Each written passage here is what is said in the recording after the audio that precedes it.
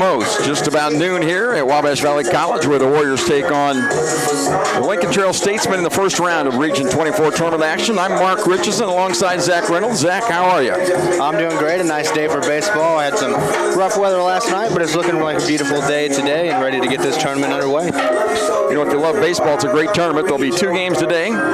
Warriors take on Lincoln Trail in the opener, then Kaskaskia gets Frontier at the 3 o'clock start. Tomorrow, 3 games. The losers play at 9:30 in the morning. The winners play at 12:30, and then another elimination game at 3:30. So a full day of baseball tomorrow. Then Saturday, 1 game, and if necessary, another. Warriors are 3-0 this year against Lincoln Trail. Defeated them by handily 19-6, 19-7, 12-11. But we have to talk about the one thing we need to say right now. McGuire Taylor's leading as the pitcher in this game out of Fairfield, Illinois. I thought maybe we'd get the big stud Jackson Susie, but I understand he is not available to the team at this point. Yeah, a tough loss, but Wabash Valley is going to have to try to rally around that and come away anyway. They've got plenty of good pitchers, and McGuire Taylor's one of them, a sophomore here, and has pitched a lot here in this sophomore season. Had a pretty good season so far, now looking to turn it on in postseason play. McGuire Taylor has thrown 51 innings for the Warriors, has a 6-2 record, started 10 games, appeared in 16. He strikes out 7.8 per 9 innings, so he has walked 25 and struck out 45 on the season. So he's had a good year. He's a sophomore. He's a veteran. He gets the start in game number 1. It's a beautiful day for baseball. Wind blowing out toward right field about 10 miles an hour. The grass is green. The dirt looks right. We got a little moisture last night. Yep. Just a little bit. I came by about 8:30 this morning to see if they'd play, and the team was out here. They were squeegeeing water off the grass, and still, as I walked across to get the lineups, it's still wet out there. But I'd say in an hour with this wind and the sunshine, it'll be all gone. It'll be a perfect day for baseball after that. We got 2 teams here that can score the baseball, can score it, can hit a little bit, but Wabash Valley should have a pitching advantage, and we'll see if they can use that to continue their dominance over Lincoln Trail this season. You mentioned 3-0. High scoring for both teams in many of those games. I don't know if anybody else besides us knows that Jackson Susie is not available. These other teams will realize it pretty quickly. It'll be a big boost in their morale when they see Susie not able to go. And we'll see how the Warriors handle it. I talked to Aaron Biddle. He said, well, you know what?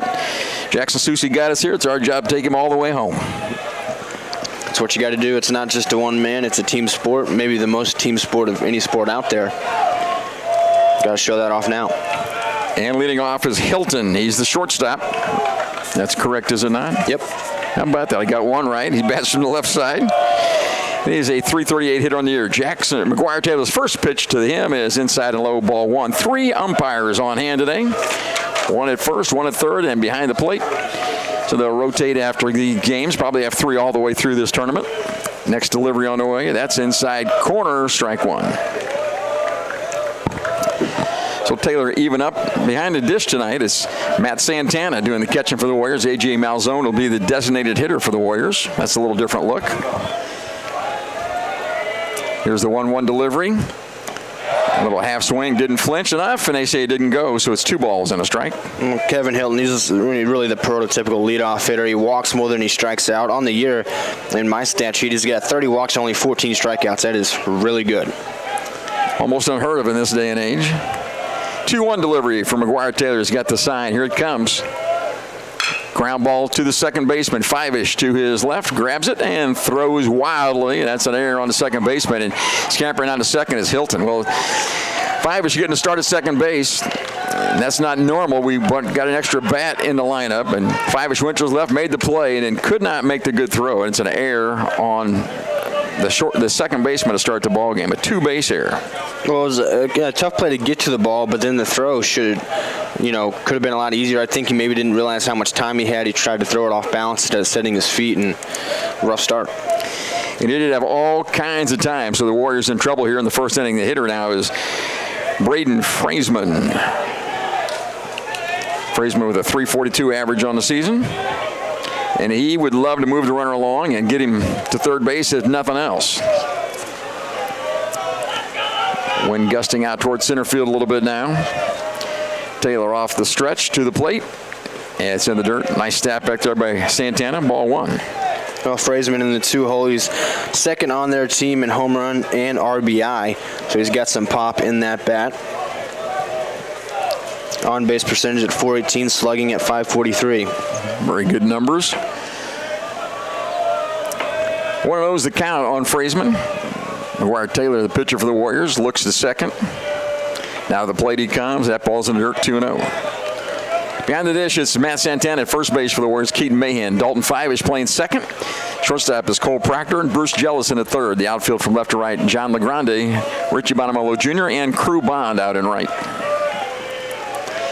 Well, the Warriors in a jam. That's how this thing starts off. 2-0 on the hitter, a runner at second, and nobody out.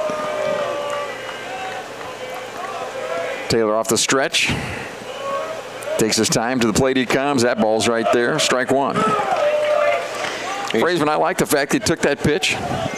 Well, McGuire Taylor's been behind each of the first two hitters, so Frazeman being patient, waiting for a strike there. I think that's good, solid baseball, good fundamental baseball. Got some big guys coming up behind him. Osting is on deck. He leads them in home runs. He's their left fielder. Right now it's the right fielder Frazeman facing McGuire Taylor. Takes his time. To the plate he comes. That ball is off the plate, inside, 3-1. I didn't miss by much, but when you're having some struggles early on with the zone, you may not get that call. If he had been pounding strikes through the first two hitters, maybe he gets that. It does make a difference. 3-1 on the hitter now. Braden Frazeman would like to put Lincoln Trail on the board. They haven't defeated the Warriors yet this year. They'd like to do that and advance to the winner's game tomorrow. Here's the pitch. Ground ball up the middle. Through the middle hole, and they're going to send the runner. And Bonamolo can't come up with the ball, and going into second base on the slide is Frazeman. So a base hit and an RBI and a run scores. We're down 1-0, and another error. That's on center fielder Bonamolo, who didn't come up with the ball in the outfield. And like I mentioned, I walked across this, and it is slick. It's wet out there. So you got to be really careful when you're picking the ball up and make that good throw in. Oh, right there as well. You can see Cole Proctor, the shortstop, is playing way to the third base side, playing all these hitters to pull a lot, and that just left a lot of space for that ball to get through where most shortstops would be playing normally. And you know Cole Proctor's not making that call on his own. If somebody's moving him around out there. He's in the hole again between short and third. And hitter now is the Paul Osting. He's their left fielder and their big RBI guy, big home run hitter. 11 homers on the year. They already lead at 1-0 and nobody out. Here's the pitch. That's in the dirt. Santana nicely blocks it, and the runner does not advance. Well, you know, it's just tough start for the Warriors. Yeah, absolutely. You know, a couple of errors and a base hit on a ball that just beat the defensive positioning. 1-0 count now for Taylor as he works on Osting. And that pitch is too low, 2-0. And Taylor hasn't helped himself either because he's been behind all these hitters, and that doesn't help much. Neither ball has been hit hard by the first two hitters, but they've got a run in and a runner at second with nobody out. And 2-0 on the big guy, Paul Osting. And here comes Jared Proctor. He'll take time out and go out and talk to his pitcher, McGuire Taylor. I think he'll probably just tell him, hey, they haven't hit you hard yet. We need to throw strikes, get after these guys, and we'll get some runs. We're going to have to score some runs to win the ball game anyway, so don't panic over the bad start. You just got to limit the damage, and you have to know that the type of offense you have all season long, and especially against Lincoln Trail. They scored a lot of runs in the games against Lincoln Trail. Lincoln Trail has some really good hitters in their lineup, but they struggle a little bit on the pitching side statistically this season, and you have to realize that if you can limit the damage and let your offense go to work, you'll be okay, but you don't want to let Lincoln Trail get too much momentum here in the top of the first. This is a four-team tournament. They split Region 24 into two sections. Johnny Logan hosts one, we host one, and the winner will play again next week, along with the other Region 24 winner and Chicago and Iowa schools. The way this tournament works, double elimination. If you win 3 straight, you're good. If you lose one, you got to win 4, and you have to play 5 rather than just 3. So winning is optimal. You don't want to get in the loser's bracket. After the chat, McGuire Taylor back on the third base side of the rubber, looks in, has the sign. 2-0 delivery on the way. Strike call in the outside corner. And the Lincoln Trail folks didn't like that call, and the umpire motions to them to go away. Just cease and desist over there, would you please? 2-1, McGuire Taylor trying to come back on this number 3 hitter. Well, the field looks to be in very good shape. Good job by the team to get it ready today. And there's a ball that bounces and blocked by Santana, and it counts 3-1. Well, Santana's had a couple of nice blocks there behind the dish, and Taylor's been throwing a lot of stuff in the dirt right now. I don't know if that's by design or if he's just kind of overcooking some pitches, but Santana's doing a nice job back there. Got to be careful here to a guy like Osting. Even in a 3-1 count, you'd rather walk him than give up a 2-run homer. First base is open, but there's nobody out right now. Here's the pitch. It is hit high and deep toward left field. It's going to be in play and chased down by LaGrande. He cannot quite get there. Well, the ball falls, what'd you say, 30 feet foul? Yeah, I was impressed that LaGrande even got as close as he was. Not many people would. I thought that was falling foul for sure from the get-go, but LaGrande made a good effort to get close to it. Outfield for the Warriors has been playing pretty much straight away with Bonamolo in center and Bond in right, and now LaGrande does plan to pull just a little bit out there and left. Here's the 3-2 pitch. It'd be a good one for Taylor to get this guy on, don't you think? Let's see if he pulls the string and throws something off speed. 3-2 delivery on the way. Fastball popped up on the infield. McGuire Taylor, the pitcher, calls for it. Nobody else can see it, and he makes the grab in foul territory for out number 1. McGuire, he called off or shook off 2 different pitches to get to that pitch. That's what he wanted, and he got the out, jammed Osting, got him in a pop-up. And then, yeah, like you mentioned, doing it all himself, runs and tracks that one down right at the first baseline. A.J. Oden bats .389 on the season. He's the third baseman. And he steps in from the right side. He wears number 21. Only 2 homers on the year, but he does have 34 RBI, so he can drive them in. So you know he puts the ball in play somehow, doesn't he? There's the delivery. That's blocked by Santana. Runner scampers to third, and they throw down there. Should not have, and he throws it away. Third error of the inning. It's another run scored. That's an error on the catcher on the throw, and a run scores. Well, that was a nice block by Santana. A good read by Frazeman, who took off for third base. He was going to make it, and probably should have eaten that throw rather than make the throw down. It's 2-0 Lincoln Trail. Oh, I just had a bad feeling the entire way when I saw him. It was a nice block. He went for it, and Frazeman, like you mentioned, I had a good jump. He was going to get there the entire way. I was really hoping Santana would eat it, and he didn't, and threw it in the dirt. Couldn't be picked out at third. 2 runs in, 1 out, and 1-0 on the hitter, A.J. Oden. Wyatt Taylor in trouble here in the first. Here's the pitch. Line drive, second baseman knocked down by Fivish. Has time, throws, and he's safe at first, so they say he called him out at first base. Well, thank you very much. Fivish stayed with it and got the second out of the inning. I thought he was safe at first.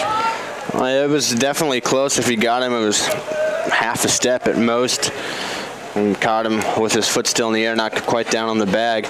Nice play there by Fivish to stick with that one. That one was a line shot rocket off the bat, and he was able to stick with it after it hit off of him. Yeah, that's the hardest hit ball of the afternoon. Hitter now is number 16, Oscar Pegg. Pegg's the second baseman. The first pitch to him is outside for ball 1. 2 in and 2 out here in the first. Warriors have not yet got to bat.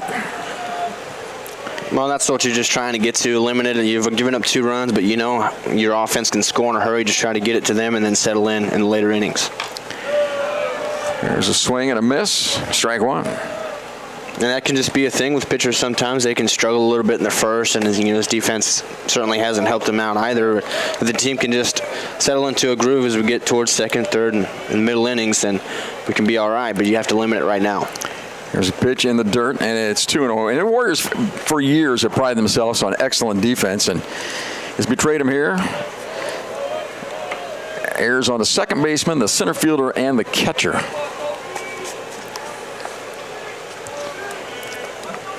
One base hit in the inning. 2-1 pitch. Grounder is fouled, and it's 2-2. So Frazeman got the RBI base hit on a ground ball up the middle. That's the only hit. 2 base runners, both. The other one reached on an error. Here's the delivery, swing and a miss in the dirt, and Santana picks it up and tags him out. So a strikeout by Taylor. We've played 1/2 inning. Warriors coming to bat, trailing 2-0 back here in 1 minute. You already know that the First National Bank is your real community bank, but have you met our people? It's the people inside that make us a community bank. We live here, we work here, we're your neighbors and your friends. When you bank with us, your money is reinvested in your community. At the First National Bank, our customers are more than an account number. People are the reason for this community. We're your hometown bank, serving the area since 1906. We are the First National Bank, where our people make the difference. Come see us today. Equal housing lender, member FDIC. Get your Ford at Steve Faulkner Automotive in Mount Carmel. 2024 Escape up to $2,500 off, and 2024 Edge up to $2,900 off. Go to SteveFaulknerAutomotive.com today. At Steve Faulkner Automotive, get 2023 Chargers and Challengers up to $13,000 off, 2023 Jeep Gladiators up to $11,400 off, and all 2024 heavy-duty Rams up to $13,000 off. Come in today. The Shop at 1418 is located at Wabash General Hospital's main lobby. It is open Monday through Friday from 10 a.m. to 2 p.m. The shop offers a nice selection of gifts for everyone, including children's books, snacks, cards, toys, apparel, and other reasonably priced items. The profits from the Shop at 1418 are used to purchase medical equipment and other needed items for Wabash General Hospital. For more information, visit wabashgeneral.com or visit our Facebook page, The Shop at 1418. Lincoln Trail in the field right now, wearing the lovely camouflage and orange uniforms. On the hill is number 28, Evan Moore. He's a freshman, thrown 43 innings for them. He's 4-2 on the season with 5 starts. He's only started 5 ball games for them. I wonder if he's their best pitcher. I think maybe they're sandbagging a little bit and thinking about tomorrow's game, but Evan Moore has the work. In 43 innings, he struck out 45 and walked 27. So it's his job. He's got to lead those 2-0. And the Warriors have a chance to come back and get some runs after a rough first inning. Yeah, you just kind of try to bounce back with your top of the lineup that you know can get the job done. They can put up runs in a hurry. And you just got to try to get back as much as you can right now. As you mentioned, Moore, 5.82 ERA on the year, but he does have high strikeout stuff. They throw it down. Moore is a freshman from Alexandria, Kentucky. 5'10", 190 pounds. He'll face the Warrior lineup. It's the usual group for the Warriors. LeGrande, Bonamolo, and Mahan will lead it off, and 5-ish bats in the 4-hole. So John LeGrande leading off from the left side, trying to get the Warriors untracked as we gave up a couple runs in the first inning. Time for us to go to work. By us, I mean John LeGrande. He's out of the Bronx, New York. Lefty on lefty. Moore's first pitch to him is taken right down the pipe, strike one. LeGrande has good power with 9 home runs on the season, I think. Unless he hit one when I wasn't looking. I've got him at 8, so it's probably 9. Swing and a miss, strike 2. Well, you never know. I've got him at 8 as well, so I was counting one I didn't see. Maybe you were predicting the future. Who knows? Maybe. Evan Moore had 0-2 on John LeGrande with Richie Bonamolo waiting on deck. A little strange delivery, and the pitch is just above the zone on a breaking ball, ball 1. That was close. Yeah, it really goes through his windup pretty slow. He turns his back pretty far away to the batter, kind of unconventional. Hesitates in the middle of it. There's the hesitation. Here it comes. Ball popped up on the left side. That's going to get out of play, and it's going to be 2-2 now. Guy out of Kentucky, you think he maybe watched Johnny Cueto a lot when he was with the Cincinnati Reds. That's kind of that could be what his motion reminds me of, a lefty Johnny Cueto. Hope there's no fight today. Yeah. Cueto's tough in a fight. He'd kick you right in the head. Yeah, he will. Cardinal fans know what I'm talking about. 2-2 is the count, I think. And a pitch on the way. Popped up. Out of play. LeGrande doing a good job of battling with 2 strikes, and he is really good at that. That's why he's in the leadoff spot. He's not afraid to battle with 2 strikes, take tough pitches. It's exactly what you want out of a leadoff guy. Again, the Warriors beat Lincoln Trail handily early in the year, 19-6, 19-7, and 12-11 on one close game. Here's the next delivery, taken and too low. Now, is that 2-2 or 3-2? The board has 2-2. I think that's right. Okay, it probably is. Sometimes when I keep score, it's not always right. Same problem in basketball. 2-2 delivery on the way. That's high, ball 3. I know that's at least 3 balls now. And a little breeze kicking up here. Well, LeGrande is a guy just like the Lincoln Trail leadoff hitter in Hilton that walks more than he strikes out. Any way to get on base right now. Here's the 3-2 delivery. Popped up on the left side. Left fielder gives chase. That's Osting making the chase, and that ball will fall for a foul ball. A long chase by Osting. Again, if you're not familiar with Wabash Valley, Fournier Field, there's a lot of room in foul territory down the lines. A lot of it. Maybe even more than the Oakland Coliseum sometimes it seems like. It probably is. And there's a lot there, too. So here's the payoff pitch. 3-2 on the leadoff guy, John LeGrande. Here it is. Too high, ball 4. So a good at bat for LeGrande and a leadoff walk. Brings up another guy out of the Bronx, New York, Richie Bonamolo Jr. They've been a really solid 1-2 punch for Wabash Valley. And in their 2 years here, both of them played quite a bit as freshmen last season. And again here, the catalysts in their sophomore season. Talking about 2 guys that can really run, LeGrande and Bonamolo both with exceptional speed. And now Bonamolo will face the lefty Evan Moore, who walked the leadoff guy. Here's the delivery. Taken on a breaking ball. Ball strike 1 on the outside corner. That was a much better breaking ball that time. That one had a little Moore. Had a little bite to it. He tried to throw that 3-2 pitch to LeGrande for a breaking ball and it just stayed up above the zone, didn't break down like he wanted it. Well, he's heading the count of 1-1. Here it is. Adds up. The count is even a 1-1. And you can see LeGrande out there at first base dancing around trying to get in Moore's head. I assume this infield was covered last night because I saw him put a little water on it right before the game, which seems odd after all the rain we got. So LeGrande leads from first. Nobody out here. Warriors down by a couple in the bottom of the first. Moore takes his time, now delivers. Ball slapped down the right side and out of play, 1-2. Bonamolo takes a tough at bat. He's a 408 hitter on the season, 12 home runs, 64 RBIs, so he can do it all. Hit for power and speed. Going to Alabama next year. 1-2 pitch coming to him. Head hard to the shortstop, to his right. Over to second, 4-1. On to first, they'll never get him there. And a force out, he reaches on the force outs. Play goes 6-4 on the out. Yeah, Bonamolo is a tough guy to double up. A nice play over there at short by Hilton. That ball was hit hard, and he had to range to his right a little bit, but no chance for Peg to make the turn on Bonamolo. This grass is pretty luxurious. It'll slow the ball down once it hits there. Keaton Mahan now batting from the left side. He leads us in home runs on the season with 15. Bonamolo dancing at first. They throw it over there and didn't even step, just kind of lobbed it over and back easily as Bonamolo. Just trying to let him know that he knows he's there and he will throw over, and that pickoff move didn't have much intent behind it. Just noticing he was there. Lefty on lefty matchup and strike taken.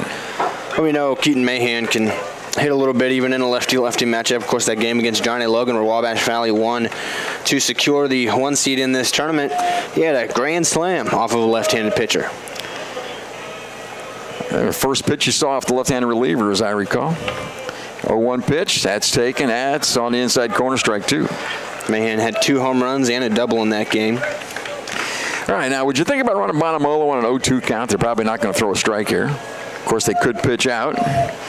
And I don't think Bonamolo needs a sign to know when to go. He's probably on his own down there.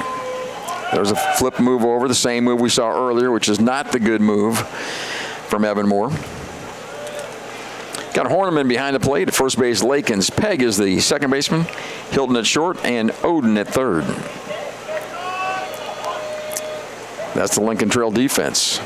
Now there's a better move. He's back easily. The outfield is Osting in left, Lane in center, and Frazeman out in right field. Now with an 0-2 count, Moore paying a lot more attention to Bonamolo here. He thinks he's got a good count on the hitter Mahan. He is in the driver's seat 0-2, but you don't want to turn your attention away from a hitter like Keaton Mahan. Here it is on 0-2. Looks to first and takes his time, now delivers, and it's up and in 1-2. And I think you may be onto something. And Bonamolo's going to either steal or not. He might as well try to get the hitter out. He has 52 stolen bases, only been caught 3 times all year. You know, if you're a pitcher, you just got to try to be quick to the plate. I don't know that you're going to do too much to deter him. Decent lead at first and does not go. There's a ball popped in the air toward left field. Osting comes in and makes the catch for out number 2. So, leadoff walk and a force out and now a fly out. Now it's up to Dalton Fivish, the second baseman for the Warriors. Fivish has a .388 season average and has got some pop. He's got 13 home runs and 63 RBIs. And tell you what, after getting a leadoff guy on, you really want to get a run home against Lincoln Trail here in the first. And he's got 13 home runs. He also got 21 doubles on the year, which leads the team. A lot of extra base hits for this guy. And first pitch is taken outside. That's a pretty good fastball that this Evan Moore throws. Just 5'10". You don't think of a guy 5'10" throwing that hard, but this guy's got good pop on it. And Bonamolo hasn't made a move towards second base yet. Willie on 1-0. There's the pitch, doesn't go. Swing and a miss on an off-speed pitch. Count even 1-1. Yeah, that was a nice change of pace for Moore there. Fivash was ready for the fastball that time after seeing it on the first pitch and was out in front of it. Evan Moore trying to get through the first with no runs. He's got a 2-run lead to work with. Here's the delivery. That's taken another breaking pitch and a strike 2. Pitch was right there. And you can see why this guy's got good strikeout stuff. So now Fivish has to protect the plate on 2 strikes. And Bonamolo still at first base hasn't made a break towards second. And there he goes. Ball fouled off. And count stays 1-2. Well, I finally got Bonamolo to move. I've been begging all game, all 2 at-bats for him to get on the roll. Well, you wanted it last week as well. And I want it every time. There you go. Well, why not? Child of the 60s. They're trying to bring that back. The only way we could score runs in those days. 1-2 on the hitter, Dalton Fivish. Bonamolo leads, doesn't run, and there's a ball hit hard toward right field. Going back on the ball is the right fielder. He looks up and it's out of here. Tie ball game. Dalton Fivish ties it up. He got a fastball, thigh high, turned on it, lifted it, and got it out of right field. We're tied at 2. Yeah, it's a story as old as time, Mark. You don't throw a pitch down and into a lefty power hitter because that's exactly what they do. He just got the hands to it, really just flipped the hands. It wasn't even, a full swing almost. It was more like 3/4, and that ball just lifted out of here in a hurry. Well, I knew he got the barrel on it, but I didn't think he really had that great a swing. He hit it. I thought the right fielder might make the play, but he looked up and it's out of here, and we're tied at 2. And just like that, like we were talking with McGuire Taylor in the top half of the first, your offense can score. Just got to settle in now. Right fielder Crew Bond steps in and looks at a pitch inside for ball 1. This kid's out of Mandito, Illinois. Brand new ball game. Why not keep it going? A little 2-out rally. Hopefully, Crew Bond can get that started. He has a really good freshman season. And looks at 1. It's too low. 2-0. Big at bat by Dalton Fivish after he got the leadoff guy on. The 2 and 3 hitters made out. Fielder's choice and a fly out. And then the 4 guy, Fivish, cleans it up. Lefty on lefty homer that time as well. 2-0 delivery is inside, and it's 3-0, and that ball was so inside it clipped him. Hit batter. So Crew Bond is hit by the pitch, and it brings up Bruce Jellison. Things were going just fine for Evan Moore until they threw that pitch down and into Fivish, and now he's in trouble. Bruce Jellison from the right side. Playing third base today for Wabash. Had a good year for us last year as well. Takes ball 1 up and away. I'll talk one more time about that game against John A. Logan last week. A week ago today, I'm pretty sure it was. Thursday. Where they secured the 1 seed in this tournament. It was Bruce Jellison with a walk-off RBI double to make it a run rule victory in that game for Wabash Valley. Next delivery on the way. That's on the corner. Strike 1. Well, framed up that time behind the dish by Horniman. Looked off the plate and he moved his glove quite a bit, but that was enough to convince the umpire. Sometimes the umpire likes it out there. 1-1 on the hitter now. Bond leads at first. Jellison pops it out of play, and it's 1 ball and 2 strikes. And talk about Bond over there at first base. I mentioned he's had a really good freshman season. He's got a nice combo of power and speed as well. Had 8 home runs this year, 51 RBI. He also stole 14 bases in 18 attempts. So a nice skill set for the freshman. Looks like Kaskaskia College has arrived. They play here at 12:30 today. They'll take on Frontier.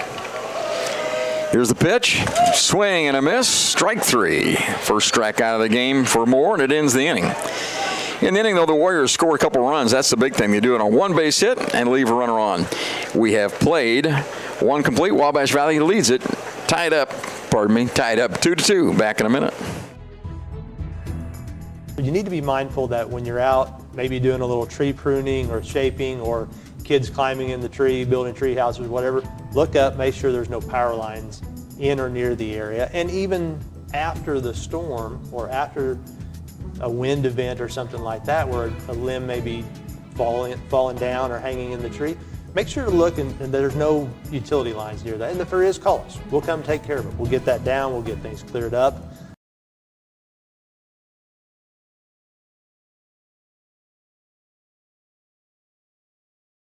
Hi, my name is Rylan Robb. I am from Albion, Illinois, and I am a radio TV major here at Wabash Valley College. From broadcasting all sorts of sports games to producing my own TV show and radio show, the hands-on experience is as much as you want to do with it. In terms of the program itself, I think it's really special. It's really like almost a little family in a way, and it's really been really nice being able to experience the things I have with people that genuinely appreciate it with me. I'm Mason Gross. I am a marketing business management major at Wabash Valley College. You'll learn a lot about the business industry as a whole, and that really helps you to explore your options as far as to what's out there. So I'm doing my internship at Summer Real Estate in Salem, Illinois. Right now I'm working on getting my license. I am hanging around the office, going to showings, and doing everything I can as a non-licensee to get myself ready for when I graduate and take that step as an agent.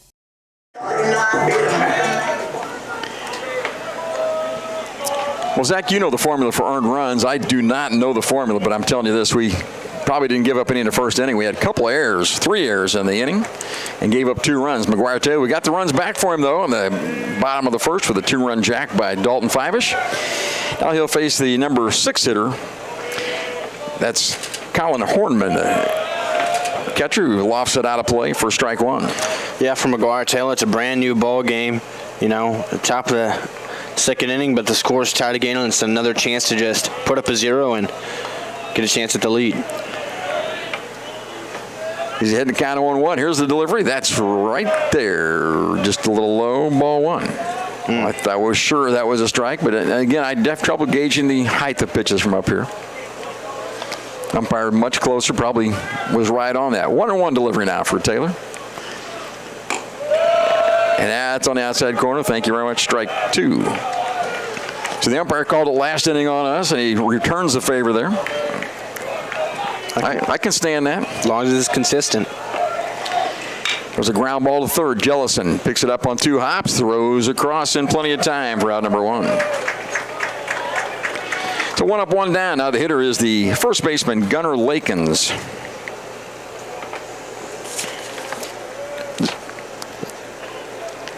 And he'll bat from the right side.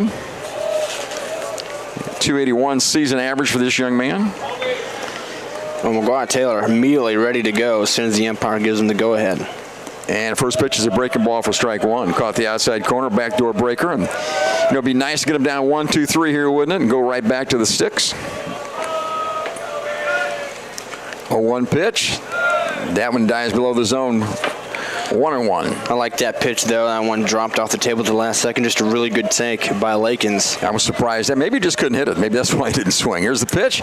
That's up and out of the zone. 2-1. So Taylor did a nice job mixing a breaking ball, a slower speed, and a high fastball that's tough to catch up to then.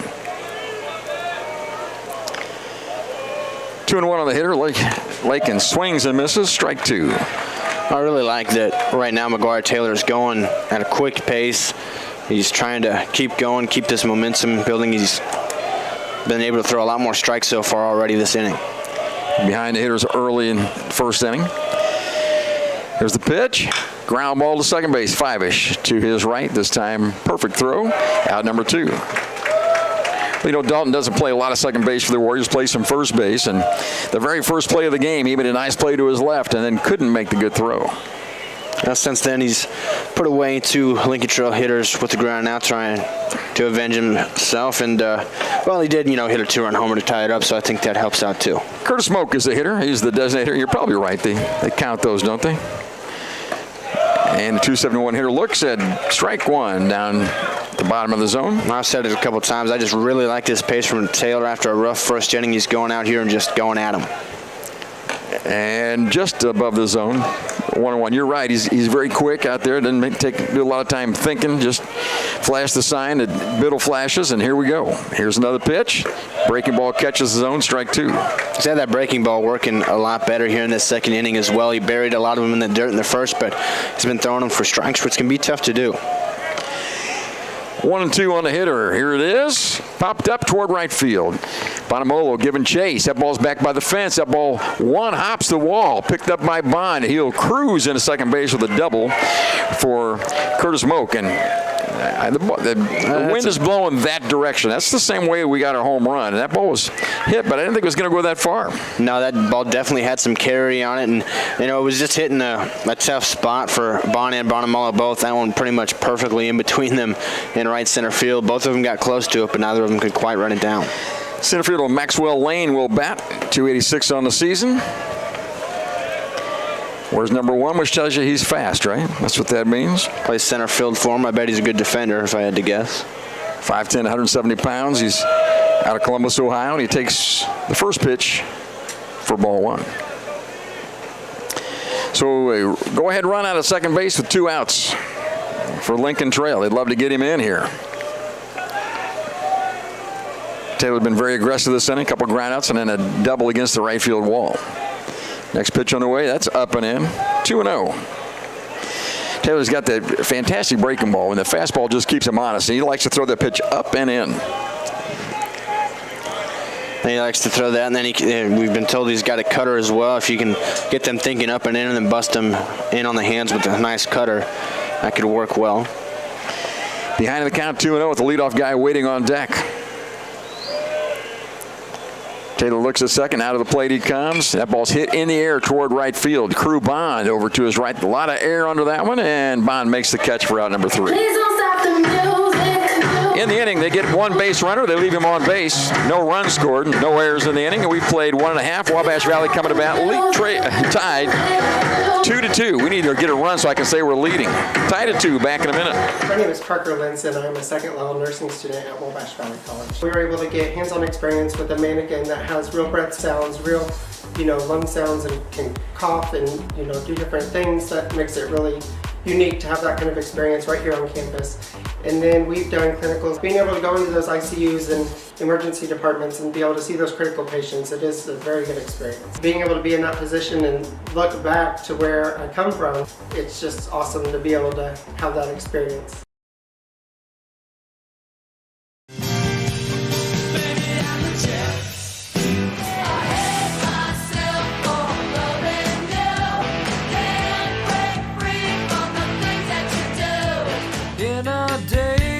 I found God.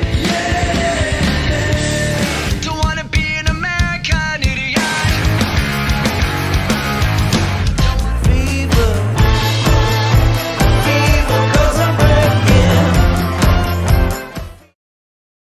Steve Faulkner Automotive has 2023 Pacifica hybrids up to $14,700 off, and all Jeep Compasses up to $6,550 off, payments as low as $299 a month. See them all at SteveFaulknerAutomotive.com. Steve Faulkner Automotive in Mount Carmel, Illinois has an outstanding service department. With free pickup and delivery, we'll make sure your vehicle runs perfectly at an affordable price. Come see us today or view our service specials at SteveFaulknerAutomotive.com. Bottom of the first for the Warriors is 7, 8, and 9. A.J. Malzone, the designated hitter, followed by Matt Santana and Cole Proctor. They will face Evan Moore. Moore gave up a leadoff walk and a home run, hit a batter as well in the first inning. So Malzone steps in from the left side. He does a lot of catching for the Warriors and takes the first pitch too low. Well, as a freshman catcher, he's got a really good eye for the zone. He walks a ton for Wabash Valley. 27 walks on the year, just 16 strikeouts. I personally saw a game earlier this season where he had 4 walks in the game, including 2 with the bases loaded. Here's a 1-0 delivery from Moore, and that's a pitch just too low, evidently 2-0. And you can see him immediately shaking his head to the dugout. He knows he's got a good knowledge of the zone, and he's confident in it. And it's proven right now, 2-0. Malzone trying to lead it off for the Warriors in the bottom of the second, and he takes a pitch that is outside 3-0. And these aren't bad pitches, by the way, from Evan Moore. These aren't missing by a ton, but Malzone just able to spit on him, if you will, and try to wait for something to drive. And no need to hit that. 3-0 now. Malzone takes a pitch right down the heart for strike 1. Clearly taken all the way that time. Now he can be ready as Moore, you think, still would want to throw another strike. He doesn't want to allow another leadoff walk like he did in the first. Be ready to pounce on a fastball. Here's the 3-1 delivery from Moore. Line shot over the shortstop's head, and Malzone hits a line shot for a leadoff base hit here in the second. And that right there is exactly what being a patient hitter at the plate can do for you. You take a lot of tough pitches and force him to throw you one you can hit. You just hit it right back up the middle. Malzone's got some power. I saw him hit the ball out in center field the other day, but that time he stayed right with the pitch and just hit the line shot. Now it's the catcher Matt Santana batting from the right side. 300 hitter on the year, and I'm guessing bunt right here. The field's been a little wet anyway. Leading at first, they do bunt, and there's a bunt toward third base. Picked up there, and they throw across, and the sacrifice is good. So on the first pitch, Santana sacrifices, and he is out 5-3 on the play. Nice bunt that time. Hit it pretty hard, but nice play made there at third by Ode, and not letting it get past him. Yeah, Malzone able to advance to second, and now Cole Proctor, just a base hit here, would probably score him. Proctor hitting .299 on the season. Played a lot of shortstop and a lot of third base for Wabash. They moved him around a little bit. RBI opportunity. Evan Moore looks to second, now brings it in, and a breaking ball catches his own for strike 1. No, he's a tough guy for Wabash Valley at third base early this season. He took a hot shot that bounced off his glove, hit him in the face, and missed some games for that, but he was right back here at the end of the season, ready to go again. Behind in the count 0-1 now as Moore works on him. Grounder tapped out. Pitcher Moore picks it up. He'll throw off mounds. He'll eat it. I thought he had him at first base. An infield hit for Cole Proctor. Well, I mean, he certainly had enough time, but he spun around and he was kind of off balance and just decided not to throw it. I'm not sure. He kind of hopped there a little bit. I don't know. Yeah, he's a left-hander. I have no idea. No, apparently they called it a foul ball. That's why. Well, there you go. Why throw it? That makes even more sense. Calls for it, and he makes the play. That is Hilton making the play for out number 3. That's a foul ball out, and in the inning, the Warriors get 1 base hit. They leave him on base. We've played 2 complete. 2-2, back in a minute.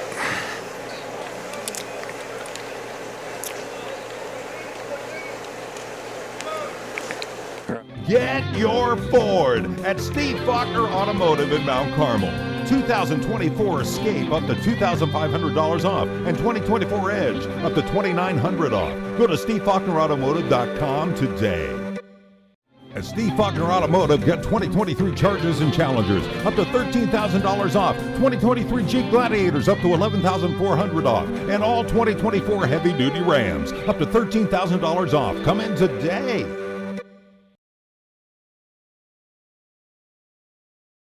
The Shop at 1418 is located at Wabash General Hospital's main lobby. It is open Monday through Friday from 10 a.m. to 2 p.m. The shop offers a nice selection of gifts for everyone, including children's books, snacks, cards, toys, apparel, and other reasonably priced items. The profits from the Shop at 1418 are used to purchase medical equipment and other needed items for Wabash General Hospital. For more information, visit wabashgeneral.com or visit our Facebook page, The Shop at 1418.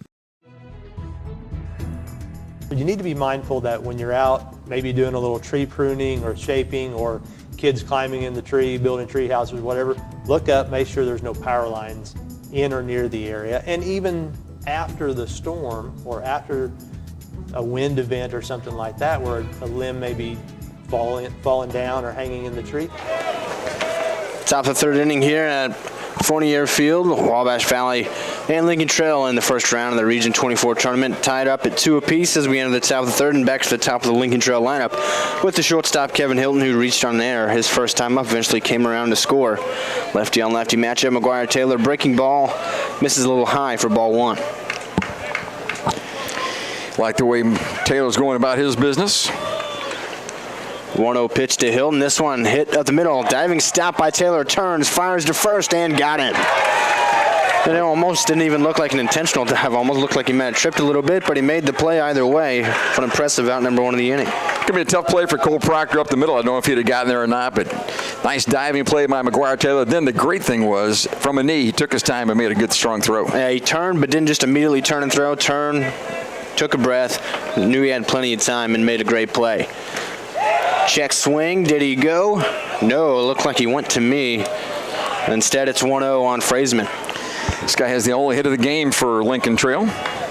Drove home a run. Make it one of 2 hits, pardon me, and a third right there. This one's hit hard, but right at John LaGrande. That might have been the hardest hit ball all day from either side, but LaGrande positioned perfectly and makes the catch. And ball, we looked at the weather in between innings, and it's blown out at 15 miles an hour straight out from west to east, right down the right field line. That ball's hit the left and had no carry. And so now with 2 quick outs here, south of the third inning is Osting at the plate. Popped out to McGuire Taylor his first time up. Taylor's only thrown 3 pitches this inning. Here's his 4th, the first pitch to Osting. That one's taken in for ball 1. Love to see McGuire Taylor go a long way in this ball game. The next pitch, that one in and just barely clipped Osting. And based on his reaction of not wincing at all, that one must have just clipped him. But even if it clips your jersey, it counts as a hit by pitch. So a 2-out base runner for Lincoln Trail and Paul Osting. So to bring up A.J. Oden, who grounded out to second base his first time up. Plays third for Lincoln Trail. Taylor out of the stretch now, looks towards first. Now fires home the first pitch to Oden. That's in the dirt, blocked nicely again by Matt Santana. He'll walk it back out to Taylor. Looked like he called time. Looked like he needs to take a breath himself. But a nice block again by Santana. He's made quite a few here early on. Catches his breath. Now he'll retreat back behind home plate. It'll be 1-0 count on A.J. Oden.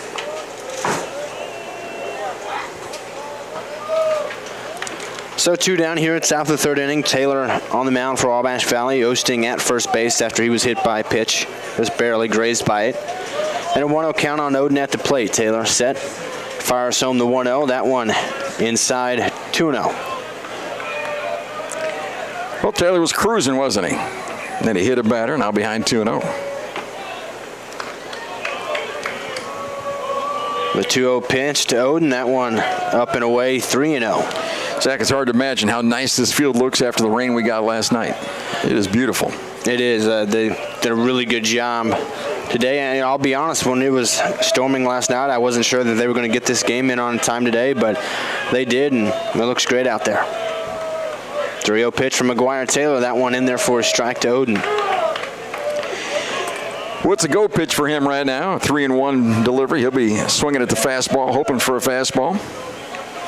Osting leads off first with 2 outs, the 3-1 pitch. This one hit towards Proctor, dives, has the stop, but no play. Nice job to keep it on the infield and not allow Osting to move up to third, but he had no shot at making a throw on that one. Ball's hit hard, and Proctor did a nice job to get there, smother it, and no play. It'll be an infield single for A.J. Oden, and now second baseman Oscar Pegg comes up. He struck out to end the top of the first inning last time. We'd take another strikeout to end the top half of an inning here. We could use it. Taylor running into a little bit of trouble here with 2 outs in the top of the third inning after 2 really quick outs to start things off. Checks the runner at second. Another look at him. Now we'll fire home the first pitch to Pegg. That one's low and outside for ball 1. Taylor clearly just a lot more comfortable out of the windup than he has been out of the stretch in this game. Looks into Santana for the sign. Hasn't come set. A 2 on, 2 out. The 1-0 pitch to Peg. That one right there for a strike. Lincoln Trail's had some success against the field here. They are 2-1 against Frontier, 1-2 against Kaskaskia, but they haven't beaten the Warriors yet. It's tied up 2-2 here in the top of the third, but Lincoln Trail threatening to take the lead back. Taylor trying to keep it right where it is, send it back to the Warrior bats. A 1-1 count on the second baseman, Peg, with 2 on. Next pitch, a breaking ball and a beauty in there for a strike. He's ahead in the count 1-2. I enjoyed that call. I think the umpire did as well. Nice backdoor breaking pitch. Taylor ahead in the count here, trying to put away Peg. Long look into Santana for the sign. Now he's got it. Looks at the runner at second. Checks one more time, and now we'll have time. And looks like a pitch clock violation will make it 2 balls, 2 strikes. Took too much time that time. I thought it was time for lunch. He pointed at his watch. It's noon. Let's eat. It's not what it was. Taylor quicker to come set here. I'm sure it'd be the same pitch. 2-2 to Peg. This one tapped foul. Peg reached it. That one chased it, but just got a bat on it to stay alive. Well, I shouldn't have said anything when Taylor got the first 2 guys out on 3 pitches. Been difficult since then. Hit batter, base hit. Now 2-2 on this hitter. Taylor shakes at the first sign, still looking for a pitch he wants. Now he's got it. Even count, 2-2, 2 on, 2 out. Next pitch to Peg. Fouled straight back. Good cut that time. Nice battle going here in the top of the third. You know, I assume Aaron Biddle's still calling pitches, and that's why I wonder when he shakes him off, is that did Biddle tell him put the sign down to shake me off, or is that doing that on his own? Probably on his own. And maybe Santana's calling this ball game.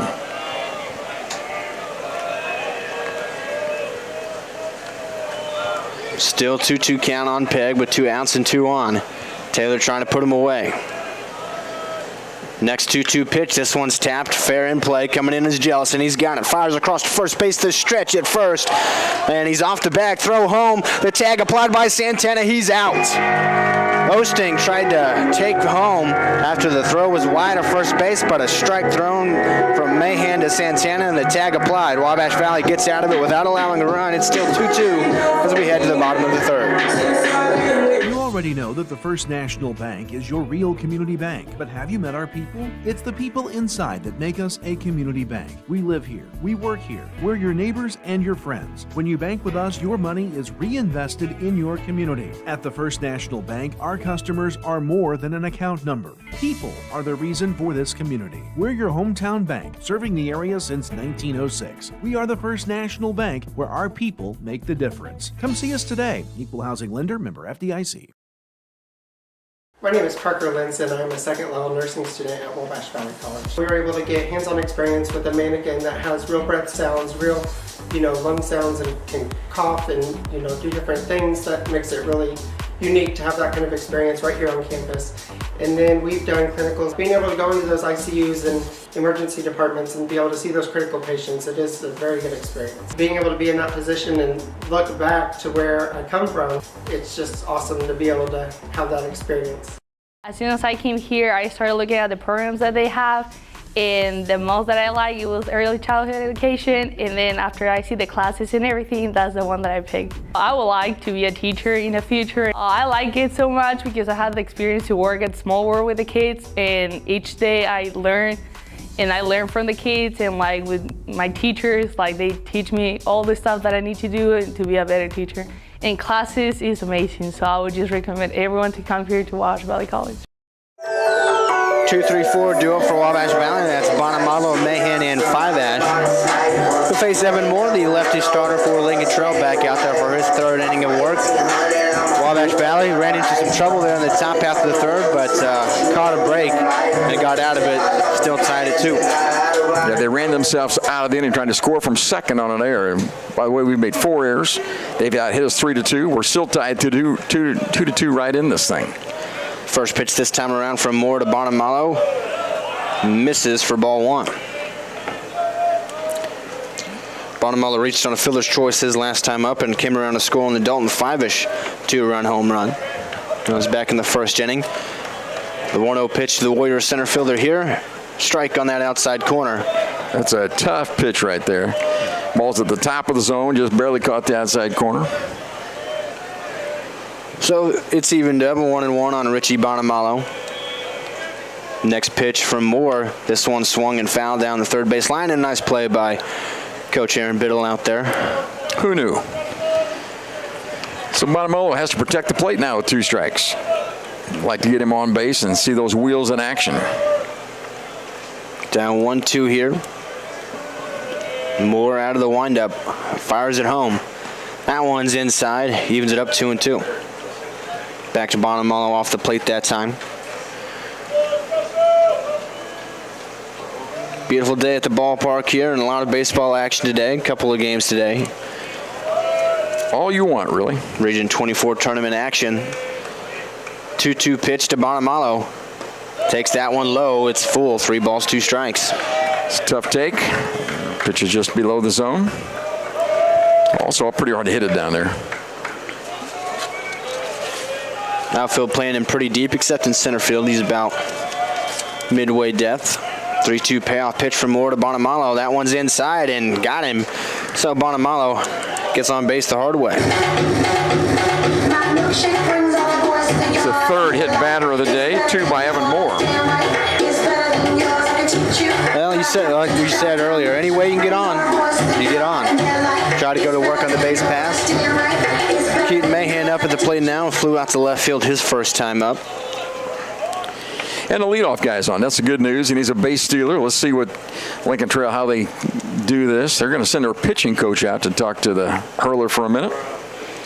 They're going to bring the infield in as well, and I'm sure they're talking about all sorts of things, not just the pitching side, but also how to handle Bonamalo on the base pass, which is a tough thing to try to ask your infield to do. 52 stolen bases, only caught 3 times this season. Lincoln Trail is coached by Colin Maynard. Pitching coach is Sam Wells, also Zach Bennett on the staff. I'm not sure. I talked to Colin Maynard earlier. That may be him out there. His beard looks pretty familiar. But he's had his chat. Now we're back to baseball, we hope. So I don't know what exactly you're talking about. You got to hold Bonamalo on. You got to throw strikes to Mahan, and it's not a complicated situation. Leadoff guy can run. We'll see if Bonamalo tests the arm of Colin Horniman behind the plate. They're not talking about a bunt because Mahan's not bunting. Not with his power and hitting ability. Long look towards first for Moore, trying to hold on Bonamalo, now fires home. This one is popped and foul down the left field line. Some Kaskaskia baseball players down the line there will field that one up in foul territory. Out of play. Watching this game, trying to scout a little bit maybe perhaps as well. 2 games today, 3 tomorrow. So this is a lot of fun out here. If you love baseball, come on out. Check on Bonamalo, back in safely. A little better move that time, and everybody yelled back at the same time, and Bonamalo was back before that. Yeah, quicker that time from Moore to first base. He's been doing that kind of move where he steps up and lobs it over there. That time it was more of a snap throw. Bonamalo still dancing around, not going. The 0-1 pitch inside, 1-1 on Mahan. And not much inside. Pretty close. I think Moore just kind of missed his spot. It looked like the catcher, Horniman, had to move his glove across the zone to get to it. Otherwise, he might have got the call. So Bonamalo doesn't have a big lead, but he will jump a little bit and dance. Another check on him. This time he's back in standing up. No disengagement rule here in NJCAA baseball like the MLB, or Bonamalo would be halfway to second base already. After the 2 disengagements, the 2 throwovers, but you're allowed as many as you want here. The 1-1 pitch to Mahan, swing and a miss. Right on the inside corner, Mahan may have pulled his head a little bit. That was a little off speed that time. 5-ish on deck. You had the 2-run homer back in the first. 1 ball, 2 strikes on the hitter. Scoreboard catches up now. Moore set, fires home the 1-2. That one left a little high. 2-2. Nice take by Mahan. Yeah, and here's a little bit from the Lincoln Trail dugout. I thought that might have been in there. And they did too. And umpires look in their direction. Now he'll look back and focus on the plate here. Even count, 2 balls, 2 strikes, nobody out. Bonamalo at first after leading off with a hit by pitch. There goes Bonamalo. This one's hitting the left field and well foul. And they'll do it again. By the way, this is not a rookie umpire. I don't think he'll take this. Sometimes the rookies take more than the older guys.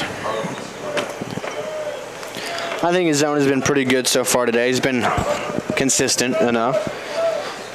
Likes that outside pitch to right-handers.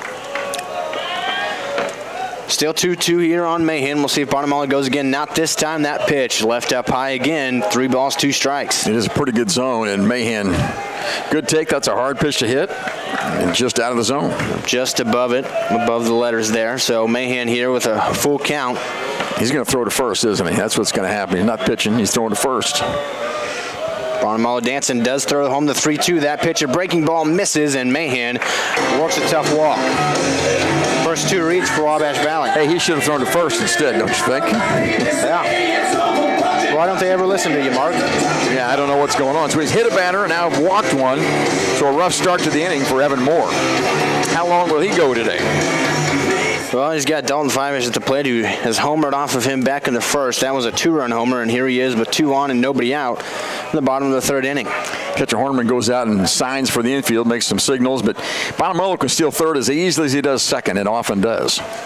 Wouldn't be surprised to see both runners go here, not holding a runner on to first. They're trying to hold on Bonamalo at second. Shortstop behind him now backs off. First pitch to Mahan, tapped foul towards the Lincoln Trail dugout, 0-1.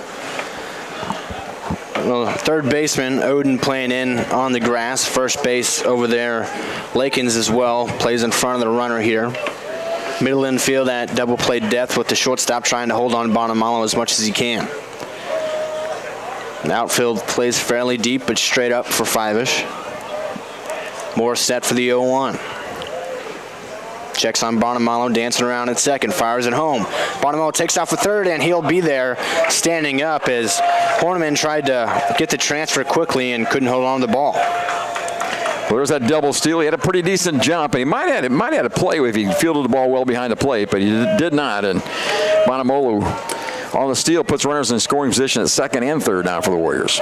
And the pitch was a ball as well, so it's 1-1, and Fivish a chance to put Wabash Valley on top. With 2 runners in scoring position, nobody out, both of them with good speed. The 1-1 pitch. This one's hit hard at first, but snagged on a line by Lakins, and that's unfortunate for Fivish. That one was probably hit harder in terms of miles per hour off the bat than his home run was, but Lakins snags it at first for out number 1.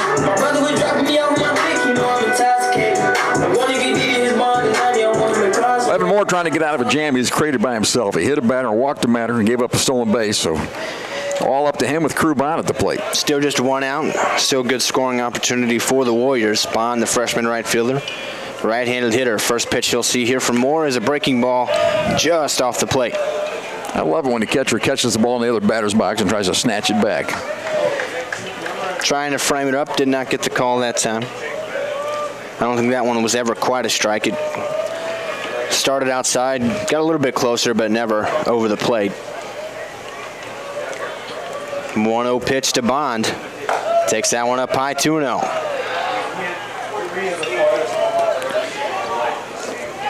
Bond, a shorter guy, but you can see he's got some muscle on him. He can run a little bit, has some pop. Seen him take a ball the opposite way for a home run before this season. Wind blowing that way. The 2-0 pitch. Hits it that way. Snagged at first. Stepped on the back for 1 is Lakins. Now he's got Bonamalo on a rundown. Trying to look him back. Now fires to third. Throw home. Bonamalo dives in. He's out. A double play for Lincoln Trail after they got Bonamalo in a jam. Lincoln started it at first base. A couple nice defensive plays for him to save runs. And we're still tied 2-2 as we head to the 4th. You already know that the First National Bank is your real community bank, but have you met our people? It's the people inside that make us a community bank. We live here, we work here, we're your neighbors and your friends. When you bank with us, your money is reinvested in your community. At the First National Bank, our customers are more than an account number. People are the reason for this community. We're your hometown bank, serving the area since 1906. We are the First National Bank, where our people make the difference. Come see us today. Equal housing lender, member FDIC.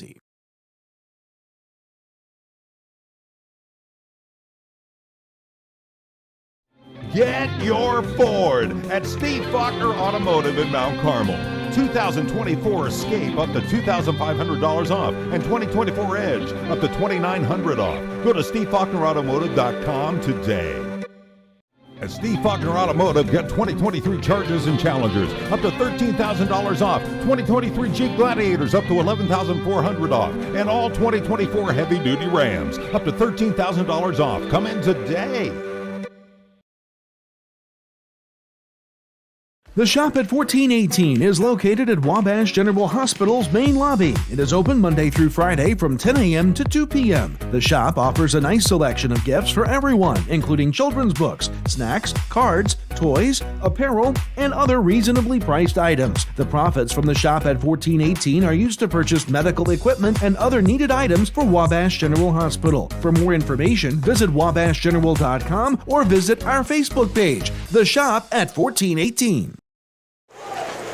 Top of the fourth inning, still tied at 2 apiece. Both teams have run themselves into outs trying to score the go-ahead run. McGuire Taylor back out for his fourth inning of work as the starter. Started to go for his first pitch. The umpire called it off, and now they'll do it for real this time. It's Horniman, the catcher, at the plate. First pitch, inside for a ball. Horniman, 6 feet tall, out of St. John's, Indiana, Mount Carmel High School. He's a sophomore for this club. The 1-0 pitch is line foul out of play down the right field line for a 1-1 count. It is Horniman and then Lakins due up next, who made a couple of nice defensive plays at first base in that bottom of the third to steal runs from Wabash Valley, and then Moak. This one's hitting to center field. Bonamello goes back in to his left a little bit and makes the catch, reaching up with the left hand for out number 1. That ball had some carry on it out to center field, so the ball carrying to center and right. Not so much in left field. There's Lakins now coming to the plate for Lincoln Trail. Gunnar Lakins, sophomore first baseman, has showed the defensive skills. Has an open stance and a first pitch. Nice breaking ball for a strike from Taylor. Lakins grounded out to second base his first time out. The 0-1 from Taylor, swing and a miss quickly, 0-2. Taylor's not had a 1-2-3 inning yet. He's run into trouble in each of his first 3 innings. The 0-2 pitch, swing and a miss, a sword that time as Lakins just stuck the bat out and not much intent to actually hit that one, in a strikeout for McGuire Taylor. It's his second of the day. Well, the last 2 innings, he's got the first 2 guys out and then given up base runners after that. So concentrate right now on the 8-hitter. Has given up 2 runs, and I've got them both marked as unearned with all the errors in that first inning. That pitch just a tad low to Moak for ball 1. So Taylor has pitched well, even running into some traffic. That pitch, a strike on the inside half, 1-1. Moak, the DH, doubled his first time up, hit a fly ball in the right center field that just kept carrying and was 1 hop off the wall. That pitch, a strike on the outside corner, framed up by Santana. That might have been the hard cutter that made into the strike zone at the end. A little late break on it. 1-2, Taylor trying to put away Moak. Ring him up, hit the outside corner with another one. 2 strikeouts in a row, 1-2-3 inning for McGuire Taylor. Wabash Valley to the bats in the bottom half of the fourth. Trying to take the lead. It's tied up at 2 at Fournier Field. You need to be mindful that when you're out, maybe doing a little tree pruning or shaping, or kids climbing in the tree, building tree houses, whatever, look up, make sure there's no power lines in or near the area. And even after the storm or after a wind event or something like that, where a limb may be falling down or hanging in the tree, make sure to look and there's no utility lines near that. And if there is, call us. We'll come take care of it. We'll get that down. We'll get things cleared up.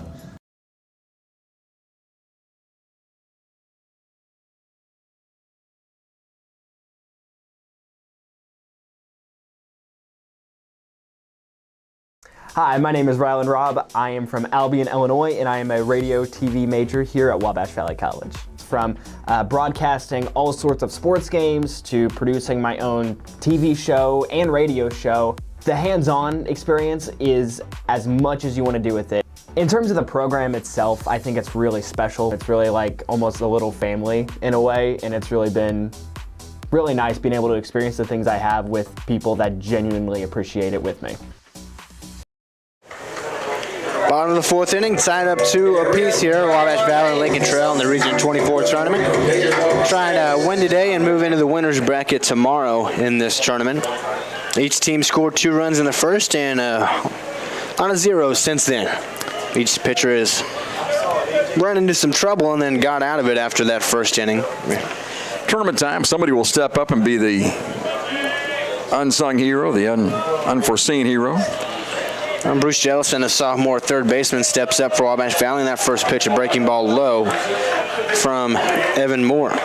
Both pitchers like to go to that breaking ball for first pitch strikes every once in a while. 2 left-handed slingers out there. The 1-0 to Jellison here. Another breaking ball, that one tad low as well, 2-0. Umpire said I didn't call a strike last time, I can't call it now. Good pitches, just better takes from Jellison the first 2 pitches of this inning. Jellison, a sophomore, a lot of playing time the last 2 years. Knows what he's doing at the plate. The 2-0 swings and hits this one hard in the left field. Osteen comes in and it will fall in front of him. Jellison, a leadoff base hit. Well struck, found the gap out in left center field. Again, the ball is not carrying that direction. So A.J. Malzone, the DH, comes to the plate. Now he had a hit back in his first at-bat. Worked a 3-1 count and then lined it up the middle, just to the right of the shortstop. Had a really nice piece of hitting that time. Now he hits with a runner at first and Bruce Jellison, nobody out. It's the third time Wabash Valley's had the leadoff hitter reach base. Swing and a miss at the first pitch, that time from Malzone, and it's 0-1. The Grande led off the first inning with a walk. Bonamelo led off the third with a hit by pitch, and here in the fourth, Jellison reaches as a leadoff hitter with a single. The 0-1 to Malzone up high at the eyes, 1-1.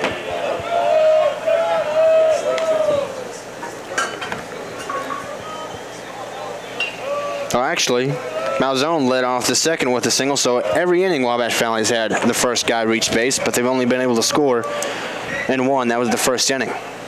1-1 pitch to Malzone, swing and a miss, 1-2. Took a nice big rip at that one. Certainly more aggressive this time around. Took the first 4 pitches of the at-bat his last time up and then finally swung and hit that single. That was in the second, as I mentioned. He's down 1-2 here with Jellison at first. Moore looks at him, fires home the 1-2, and a breaking ball is found out of play on the left side. A little good 2-strike approach this time by Malzone. He's not... On 1 strike, he swung hard. That time, he just tried to put it in play. You know, when you put it in play, you never know. Good things could happen. That's true. A lot more likely good things happen you put it in play than when you just strike out. Yeah, that's for sure. The 1-2 to Malzone. This one hit towards third. A little squibber fielded by Odin. No, he couldn't get it. Couldn't get the glove down. It snuck underneath it. And the first 2 have reached for Wabash Valley in the fourth. Yeah, Odin was in trouble in that play anyway. Malzone from the left side, quick out of the box. He was probably going to be safe and tried to make the play, couldn't do it. So Matt Santana, the catcher today for Wabash Valley, comes to the plate with 2 on. Nobody out. He had a sack bunt his last time that bunted Malzone in the second over to second base. You think he bunts again or tries to bring home a runner? I think they're going to let him swing on the first pitch. Well, Lincoln Trail has the corners in on the grass in case of a bunt. The reason I say is because last time we bunted the runner over, Proctor did not produce. He struck out. I just think you give Santana the chance here. But that's just a gut call. It makes no sense. It just seems like what might happen. Well, we'll see. Moore set, the lefty. And an interesting pickoff play, but did not fool Bruce Jellison one bit. Yeah, they put the wheel play on where the shortstop breaks for a third, but the second baseman snuck in, and Jellison wisely held his ground. He didn't have much of a lead to begin with anyway. See if they know any more trick plays. Shortstop is still trying to hold him on at second. More of the look. Fires home to Santana, scores around a bunt. Did he pull back in time? That pitch was high up the eyes, and he did, so it's ball one. So my guess was probably wrong again.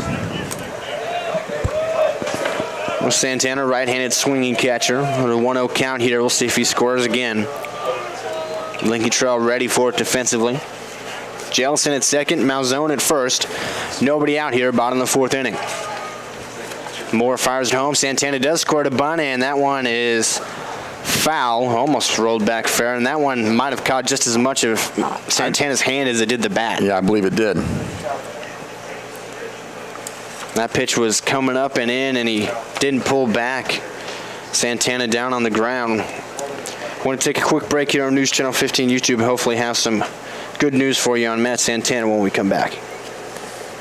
Hi, my name is Rylan Robb. I am from Albion, Illinois, and I am a radio TV major here at Wabash Valley College. From broadcasting all sorts of sports games to producing my own TV show and radio show, the hands-on experience is as much as you want to do with it.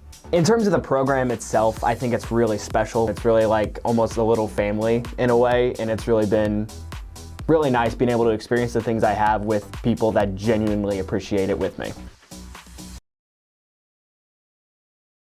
I'm Mason Gross. I am a marketing business management major at Wabash Valley College. You'll learn a lot about the business industry as a whole, and that really helps you to explore your options as far as to what's out there. So I'm doing my internship at Summer Real Estate in Salem, Illinois. Right now I'm working on getting my license.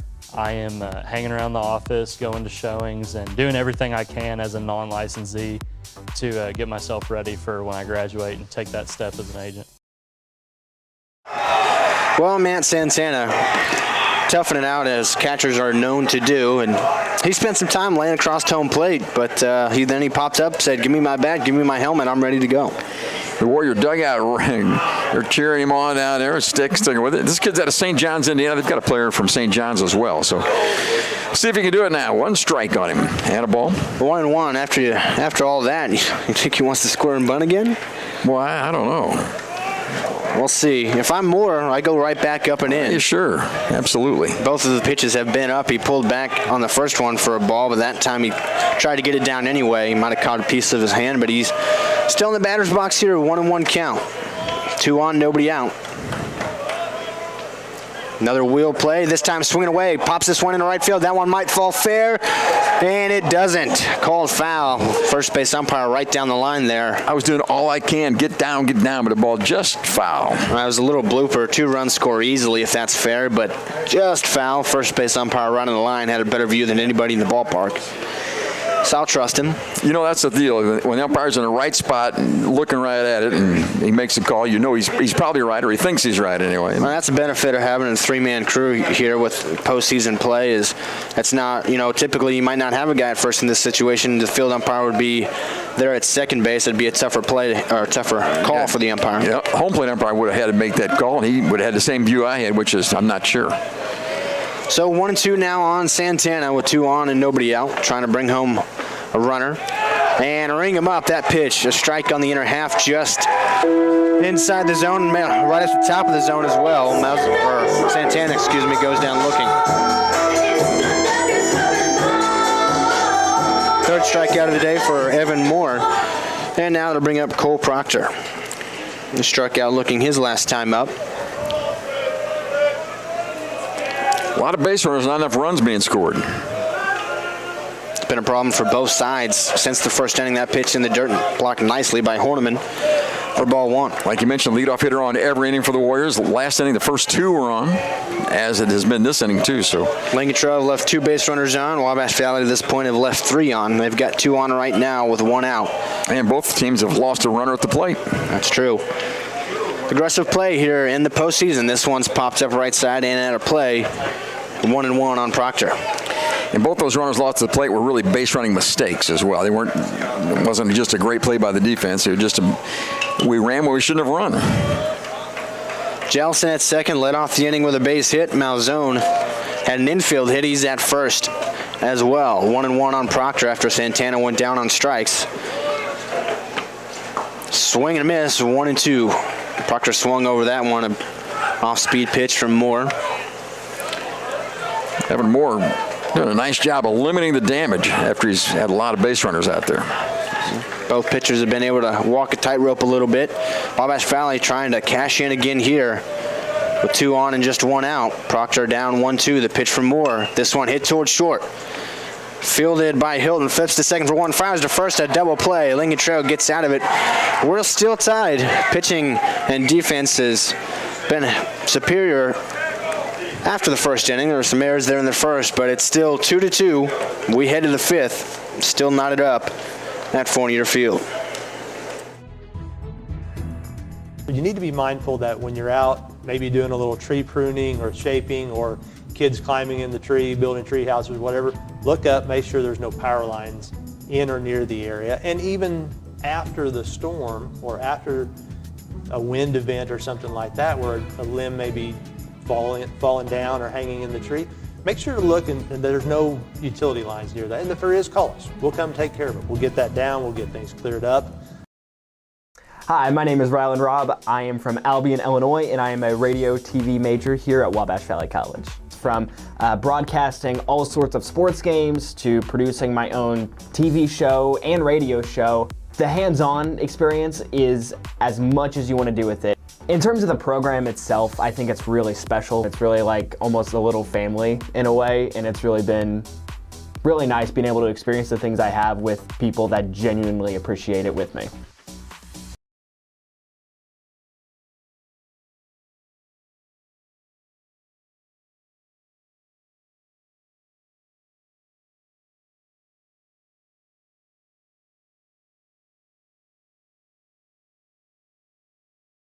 I'm Mason Gross. I am a marketing business management major at Wabash Valley College. You'll learn a lot about the business industry as a whole, and that really helps you to explore your options as far as to what's out there. So I'm doing my internship at Summer Real Estate in Salem, Illinois. Right now I'm working on getting my license. I am hanging around the office, going to showings, and doing everything I can as a non-licensee to get myself ready for when I graduate and take that step as an agent. McGuire Taylor back out for his 5th inning of work for Wabash Valley. And he's got a new battery mate. That's A.J. Malzone. Start of the day as the DH. He's now behind the plate. So Matt Santana, who we believe caught a pitch off the hand trying to bunt, he's stuck in it for the rest of that at-bat, but he is no longer doing the catching. I don't know how that affects the lineup. I don't know if you lose the DH or how that works. Well, you know, McGuire Taylor was known to hit a little bit back in high school, but he's not had to do that here at Wabash Valley. Leading off from the top of the 5th for Lincoln Trail is the shortstop, Hilton, who looks at ball 1 too high. He has grounded out to a nice play by the pitcher and hit a ground ball to the second base his first time up. It was reached on a bad throw. There's a foul ball down the lines. 1-1 now. And, you know, obviously errors, and especially errors that end up resulting in runs, are costly always, but especially right now. Those are the only 2 runs unearned against Taylor, and it's a tie game. 1-1 pitch hit hard in the hole between short and third for a base hit. There's the leadoff guy on base for Lincoln Trail. See what they can do with the leadoff guy. Last inning, McGuire retired him 1-2-3. That was down here, huh? That was Maxwell Lane, the center fielder, that got that base hit. Yeah. Well, I wish I did a better job keeping score. And now it's Hilton, the left-handed shortstop up. He's the guy who has hit ground balls both times up. Bunts this one, drags it toward first base. That's going to be a base hit, isn't it? Fivish picks it up and cannot make a throw. That's a beautiful drag bunt past the pitcher to the second baseman for an infield hit. And the first 2 are on now for Lincoln Trail. Yeah, he almost bunted and swung at the same time. Just kind of slapped it right towards second, softly hit enough to where Fivish wasn't going to have a play quick enough with Hilton's speed. Well, once again, Lincoln Trail threatening here. That's a great play with the 2, 3, and 4 guys coming up. Braden Fraseman steps in. He's got an RBI already today. An RBI base hit back in the first and popped up to left his last time up. That base hit was up the middle, and he's still playing in pull. There's a ground ball, same place as before. Proctor cannot get there. That's an RBI base hit, and Lincoln Trail leads it 3-2. The ball was not hit well, but right up the middle for a base hit and an RBI. You know, and once again, you know, normal double play depth, Cole Proctor's probably right there for that for a double play, but he's playing them to pull so much, and that one finds grass and into the outfield. Obviously, that's what the scouting report says. It's 3-2 now in favor of Lincoln Trail on that base hit RBI. First and second, nobody out. A big inning in store maybe for Lincoln Trail if we can't get out of this. Paul Osting steps in and hit by a pitch and popped up to the pitcher in foul territory. Ooh, big swing and a miss on a high fastball. Strike one. Ball was probably out of the zone and got Osting to go for it. No, he said he saw red there and wanted to do some damage. First three reach for Lincoln Trail, still nobody out. That was a big hack. Not a pitch he could have done much with. Taylor didn't throw a whole lot of fastballs. He thought he better swing at the one he got. 2 on and 1 in already. He squares the bunt and bunts through it. Strike 2. Well, that's interesting. 3-hole hitter that leads the team in home run and RBI, scoring up to bunt when he only had 1 strike on him. That might be a first that I've seen. Well, it is a surprise play, and you have that element going for you. Now it's 0-2. I didn't see it coming. Taylor has the sign. Malzone sets up on the outside corner. Here's a pitch taken just above the zone, 1-2. Well, Taylor shook to that pitch, and it was a nice pitch. Just didn't get a chase from Osting. It's that high fastball again. 2 on and nobody out here. They've got to run in. They lead at 3-2 in the top of the 5th already. Taylor to the plate. Swing and a miss. Oh, foul tip just got a piece of it, and Malzone couldn't hold on. Great breaking ball. Nonetheless, Osting just barely able to get a piece of it. Need a big out number 1 here. If you can get 1 out with a double play situation in, you feel a lot better about it. And this is a tough batter to get. Their best hitter in the lineup. Taylor trying to get that down on 1-2. Here's the pitch. Too high, 2-2.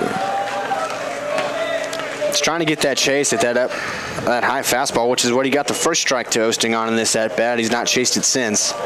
Left a couple up there. This kid's a sophomore from Louisville, Kentucky. Paul Osting, left fielder and 3-hitter. One blowing out a little bit today. Here's the next one from Taylor.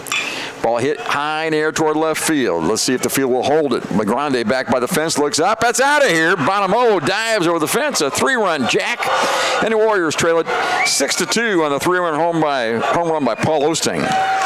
Well, we've been talking about the fact the ball's not carrying out that way, but he got enough of it that time. He lifted it. And a 3-run home run puts them up 6-2. So the Warriors will have to come from behind. We trailed 2-0 early, tied it in the bottom of the first, and now it's 6-2, and still nobody out here in the 5th inning. Bonamola made everything he could do. Everything he could. He dove over the outfield fence and couldn't come up with it. Yeah, that one just crushed. That's all you can say by Osting that time. Now the 4-hitter A.J. Oden steps up, and Taylor's pitch is in the dirt. He's got to be shook out there after.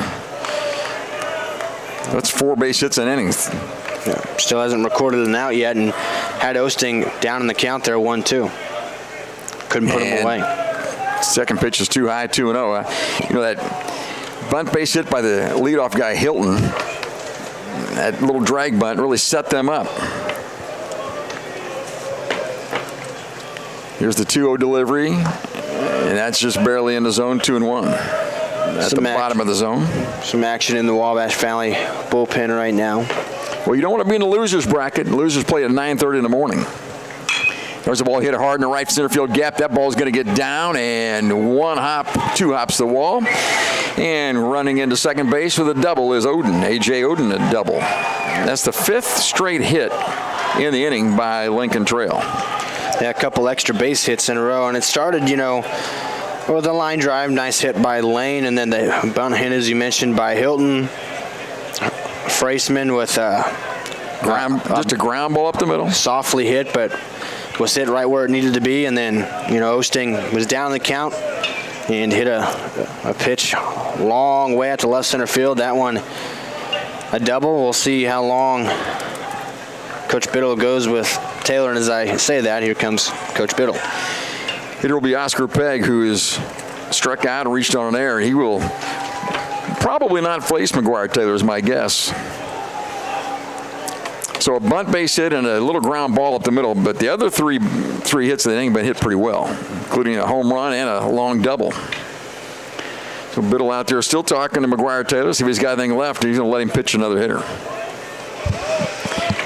Well, nobody out, a runner at second. Warriors down 6-2. We're in the fifth, and this is a double elimination tournament. Boy, you sure hate to lose in the first round. You'd have to play tomorrow at 9:30. If you win, you have to play again at 3:30, and you have to win on Saturday. You have to win 2 games on Saturday.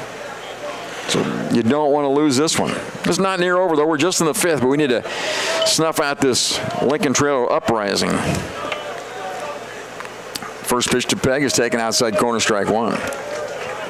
Now that's kind of the beauty also of postseason baseball. There's no doubt that over the course of a season and overall, Wabash Valley's the better team here, but you know, it's hard to beat a team 4 times in a season. That's what Wabash Valley would have to do here today.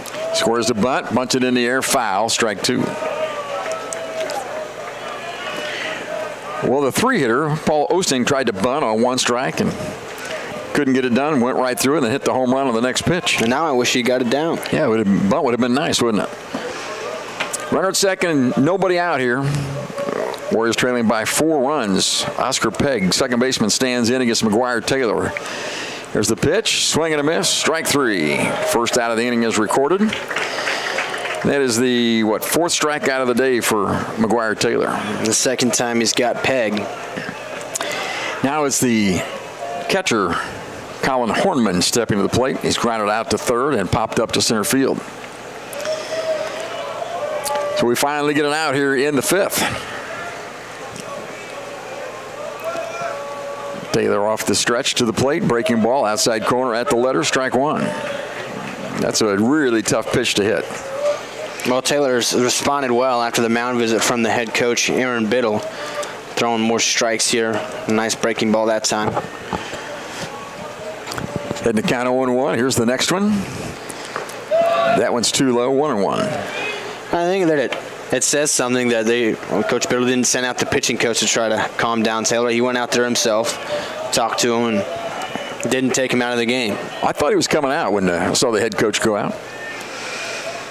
1-1 count now on the catcher, Colin Hornman.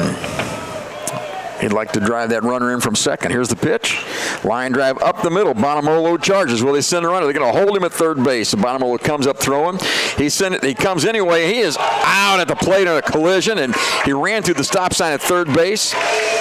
Or base hit by Hornman, and they lose another runner at the plate. That play goes 8-2 for the second out of the inning. Well, you know, they already got a 6-2 lead. I mean, part of me likes the aggressiveness, but when your coach holds up the stop sign, and he held it up with plenty of time. Well, I was looking at third base. He had the stop sign up. And next thing I know, that we're throwing through, and they're trying to score. 2 outs in the inning now, and the batter is the 7-hitter, Gunnar Lakins. Hits the ball high in the air towards center field. Bonamolo falls down, comes in, and makes the play. Well, it could have been worse, huh?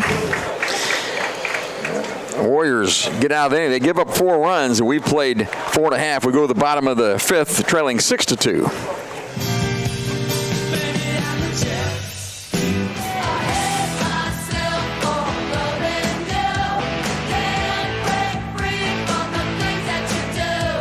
In our days, 'cause I found God. Don't wanna be an American idiot.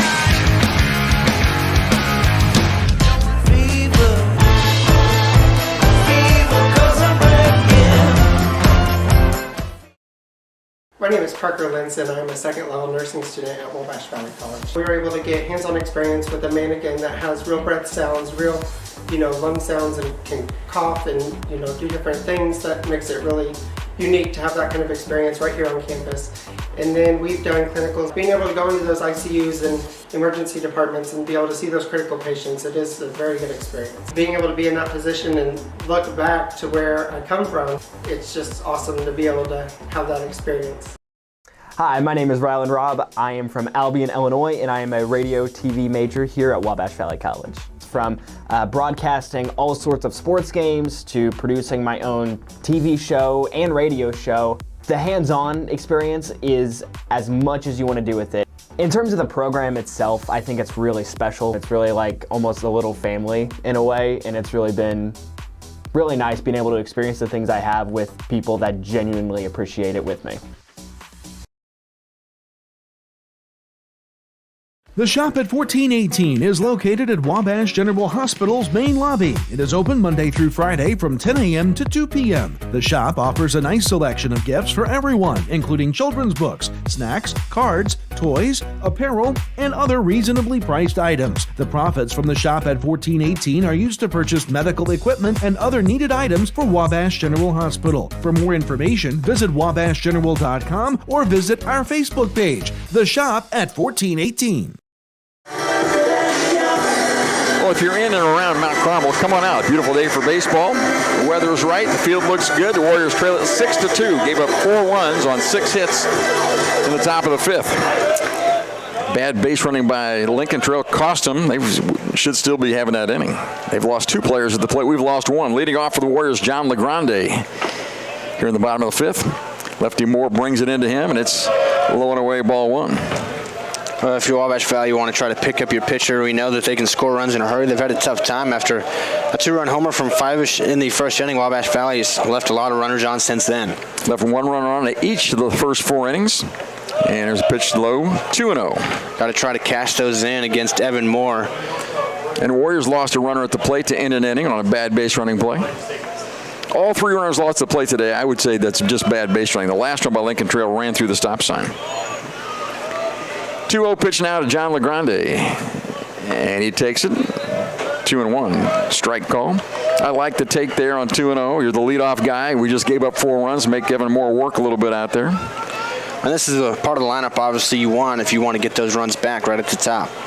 1-2-3 coming up, and here's a bunt down the first base line, gets by the pitcher. That's a base hit for John LeGrande. It's a beautiful drag bunt down the first base line. Well, Wabash Valley's leadoff hitter takes a page out of the Lincoln Trail leadoff hitter's book. Hilton and LeGrande each with drag bunt singles hit towards second base. And once you get the ball past the pitcher there, you're just flying on down the line. Now batting Richie Bonamolo Jr. He reached on a fielder's choice on a ground ball to short, and he was hit by a pitch last time up. And he was the runner caught at the plate for Wabash Valley in that 3rd inning. And we'll just say this, it was not his fault. Behind him was Mahan, who ran on the ground ball to first, and that's no choice there for Bonamolo as he swings through strike 1.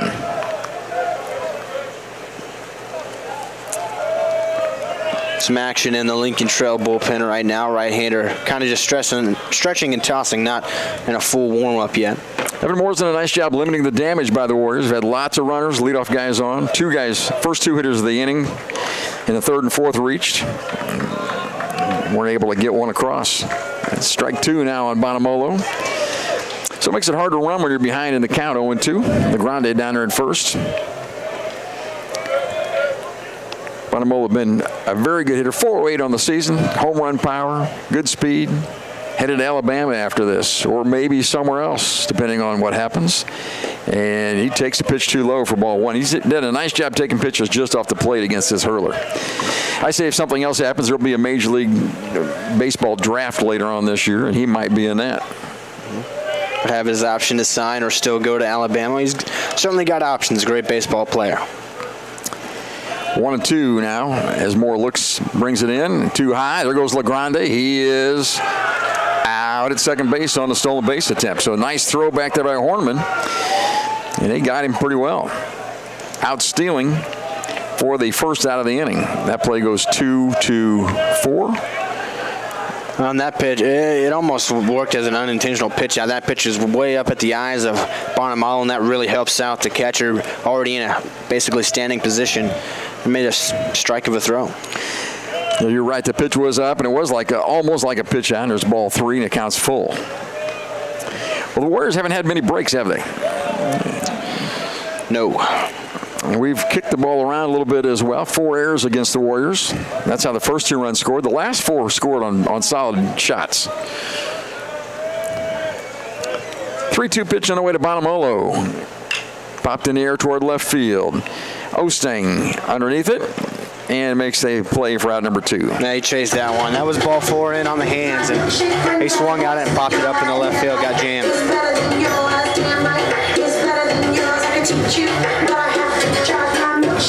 Keaton Mahan out of Westfield, Indiana will step in from the left side. He has popped up and walked today. Had a stolen base back in the 3rd. Having more cruising right now for Lincoln Trail, isn't he? Looks good out there. There's a ground ball to second. Charged and played by Pegg. Underhand toss, and they go 1 after the base hit, out stealing, and then 2-3 they go, and that play is 4-3 for the final out of the inning. We have played 5 complete. Wabash Valley trails 6-0 here in the opening round. Back in a minute.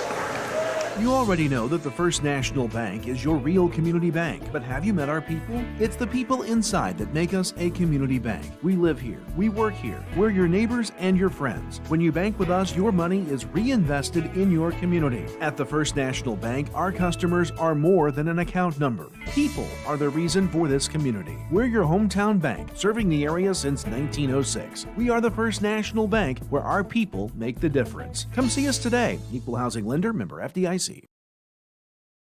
The Shop at 1418 is located at Wabash General Hospital's main lobby. It is open Monday through Friday from 10 a.m. to 2 p.m. The shop offers a nice selection of gifts for everyone, including children's books, snacks, cards, toys, apparel, and other reasonably priced items. The profits from the Shop at 1418 are used to purchase medical equipment and other needed items for Wabash General Hospital. For more information, visit wabashgeneral.com or visit our Facebook page, The Shop at 1418. You need to be mindful that when you're out, maybe doing a little tree pruning or shaping, or kids climbing in the tree, building tree houses, whatever, look up, make sure there's no power lines in or near the area. And even after the storm or after a wind event or something like that, where a limb may be falling down or hanging in the tree, make sure to look and there's no utility lines near that. And if there is, call us. We'll come take care of it. We'll get that down. We'll get things cleared up.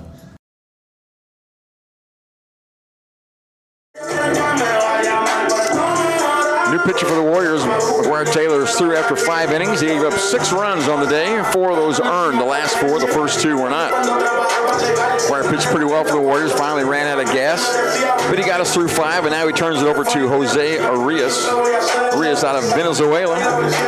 He has a 2.38 earned run average. Is a very good reliever for the Warriors. The Warriors like to keep it right here. He'll face 8, 9, and 1 in the order for Lincoln Trail here in the 6th. Well, you know, Wabash Valley's left some runners on base, and that's been an issue, but you still have to have confidence that this lineup, as they've done all season long, can score runs and get you back in this one down by 4, so you really just have to do a good job of keeping it, like you said, right where it is and get it back to the Warrior bats. So 8, 9, and 1. Curtis Moak, Maxwell Lane, and then Kevin Hilton for Lincoln Trail. Moak wears number 7. He's a designated hitter.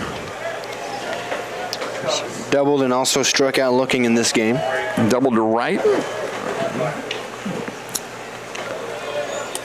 And he'll face the new pitcher, Jose Arias. Let's see what Arias brings here on no balls, no strikes. Out in left field is LaGrande playing shallow. Pretty shallow out there. Wind's not carrying that direction, though. And the first pitch is a fastball, strike 1. Bond straight away and right, as is Bonamolo in center. A.J. Malzone doing the catching after Santana tried to bunt a ball and got it off his hand. Swing and a miss, strike 2. Nothing but heat so far from Arias. We've got a Motsu here. You can try to go with high heat again, or maybe waste a pitch trying to get him to chase outside. And Moak has got to be thinking about protecting the plate here on 2 strikes. Here's the 0-2 delivery. And a little too high, 1 and 2.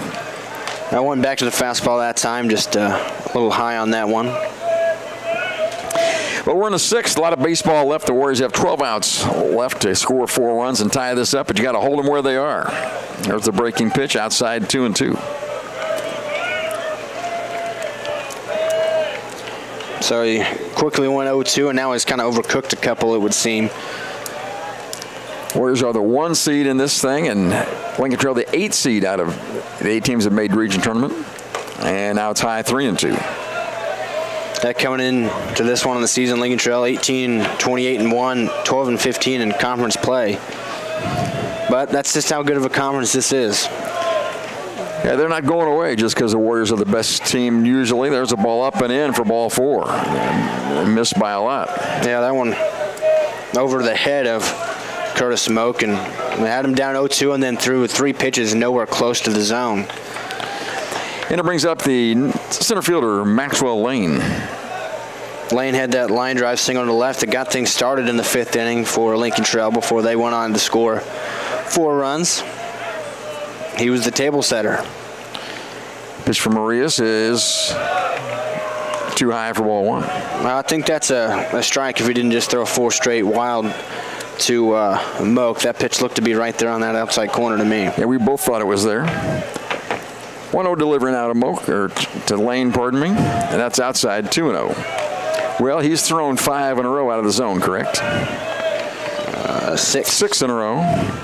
And I'm guessing the 9-hitter was not swinging here on 2-0.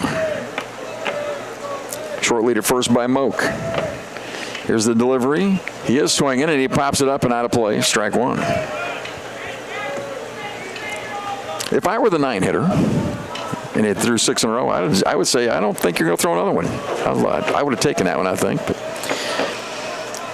sometimes you think too much. 2-1 on the hitter now. Next delivery is at the knees and outside corner, 2-2. Malzone able to bring that one back up, present it nicely for the umpire right at the knees. This is a veteran umpire. Now it's 2-2 on the hitter, 1 on. Nobody out here in the top of the 6th inning. There's the next delivery. That's too high, and it counts full. Second full count of the inning for Jose Arias. So Jose having trouble with the strike zone.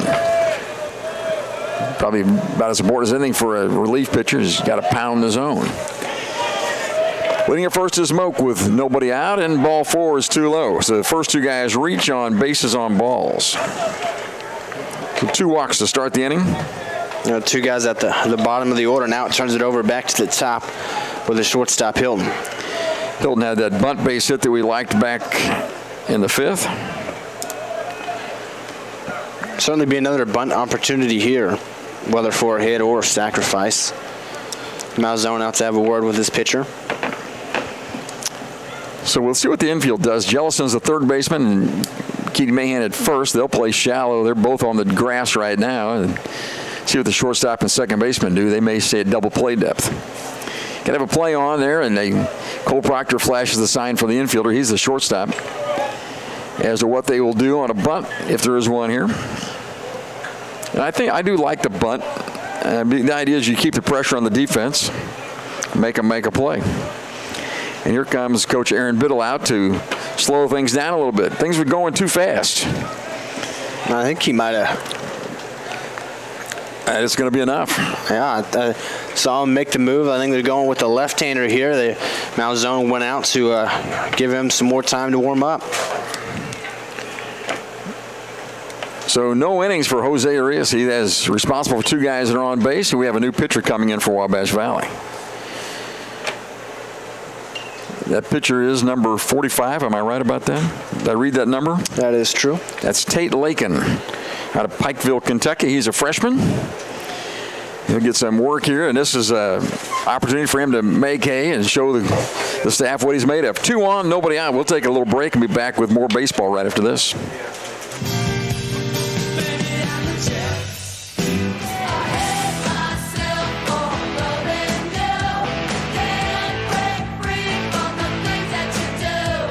In our days, 'cause I found God. Don't wanna be an American idiot. Fever, 'cause I'm breaking. My name is Parker Linson. I'm a second-level nursing student at Wabash Valley College. We were able to get hands-on experience with a mannequin that has real breath sounds, real, lung sounds, and can cough and, do different things. That makes it really unique to have that kind of experience right here on campus. And then we've done clinicals. Being able to go into those ICUs and emergency departments and be able to see those critical patients, it is a very good experience. Being able to be in that position and look back to where I come from, it's just awesome to be able to have that experience. I'm Mason Gross. I am a marketing business management major at Wabash Valley College. You'll learn a lot about the business industry as a whole, and that really helps you to explore your options as far as to what's out there. So I'm doing my internship at Summer Real Estate in Salem, Illinois. Right now I'm working on getting my license. I am hanging around the office, going to showings, and doing everything I can as a non-licensee to get myself ready for when I graduate and take that step as an agent. The new hurler for the Warriors, Tate Lake and Jose Arias, came in relief of McGuire Taylor. He walked the first two here in the inning, and they're both on base with nobody out. It'll be the leadoff guy, Kevin Hilton, to face Tate Lake. Again, with Lakin out of Pikeville, Kentucky. Over on the very eastern side of the state, so he's made a long drive, and he hasn't pitched a lot for the Warriors, just his 6th appearance, right? Well, this will be his 7th. He made 6 appearances this season, 5 1/3 innings, a 3.38 ERA. He had 7 strikeouts in those 5 1/3 innings, so some strikeout potential. Want to be lefty on lefty with Hilton, but again, Hilton, good shot. He might bunt here anyway. Nice bunt to the second baseman last time. Drag bunt that got past the pitcher for a hit. He squares the bunt now. Let's see if he takes it back. And he does take it back and takes the pitch too low for ball 1. So he showed bunt really early, trying to distract the pitcher, and brought it back, trying to. Now, I think he may have just had the take anyway with a new pitcher in the game. Nobody out here in the 6th. The Warriors already trail at 6-2. Off the stretch, Lakin to the plate. He squares, he bunts toward third base, picked up by the third baseman Jellison. No play. That's a bunt base hit. Well, showed off the speed there, and you know the way Wabash Valley was playing that, it was obvious to bunt to third base. The way they played this bunt, nobody was going to cover the third base bag. There'd be no opportunity whatsoever to get anybody out at third base, and Hilton used the speed to make it a hit anyway. So the 8 and 9 guys walk. The leadoff guy bunts, and now the bases are loaded, nobody out, and we're in trouble. Braden Fraseman at the plate, had a base hit and RBI last time, and we're playing halfway, maybe in on the corners. And their ball hit hard down the left field line and foul. Frontier in the batting cage down there in the gold shirts, or yellow, whichever that is. And Kaskaskia down the left field line. They're all rooting for Wabash to lose. You know that's true. You know, you're the 1 seed, you got a target on your back. 0-1 on the hitter, Brandon Fraseman. He's the right fielder. Next pitch to him is too low, 1-1. He's got 2 singles and 2 RBI today, and then he's got a ball. His one out today was in the 3rd inning. It was the hardest hit ball he had, a line drive, but right at La Grande in left field. It's been hitting it up the middle a couple of times. Hit it where they ain't. Played him pretty much straight away this time. We played him to the pull the last time it's short. Here's the pitch. Swing and a miss at a good breaking ball by Lakin. Strike 2. Well, we talked about, you know, in his short amount of work this season for Wabash Valley, he's shown some good strikeout stuff, and he needs one right here. He could use it right now. The hitter is the 2 guy, Fraseman. On deck is the home run hitter, Paul Osting. Hit the 3-run jack back in the 5th, pardon me. There's a swing and a miss on an outside fastball. First strikeout of the day for Tate Lakin is a big one. And now brings up Osting. Osting hit by a pitch, popped up to the pitcher, and hit a 3-run home run out in the left center field last time. Yeah, he got all of that one. That one to a deep part of the ballpark, and it was well beyond the fence. So Lakin, a lefty in relief, no pressure, bases loaded. Gave up a bunt base hit after Arias walked 2 to start the inning. Now the infield double play depth for the shortstop and the third baseman, or second baseman, and pitch is too low for ball 1. Well, you know, this is a big out, number 1, obviously, but, you know, still shallow with the corners. So we could come home on a ground ball there. Up the middle, we'd try to turn 2. It'd be nice to turn 2 and get out of this. The momentum might switch to our direction then. Pitch from Lakin. Osting takes it outside.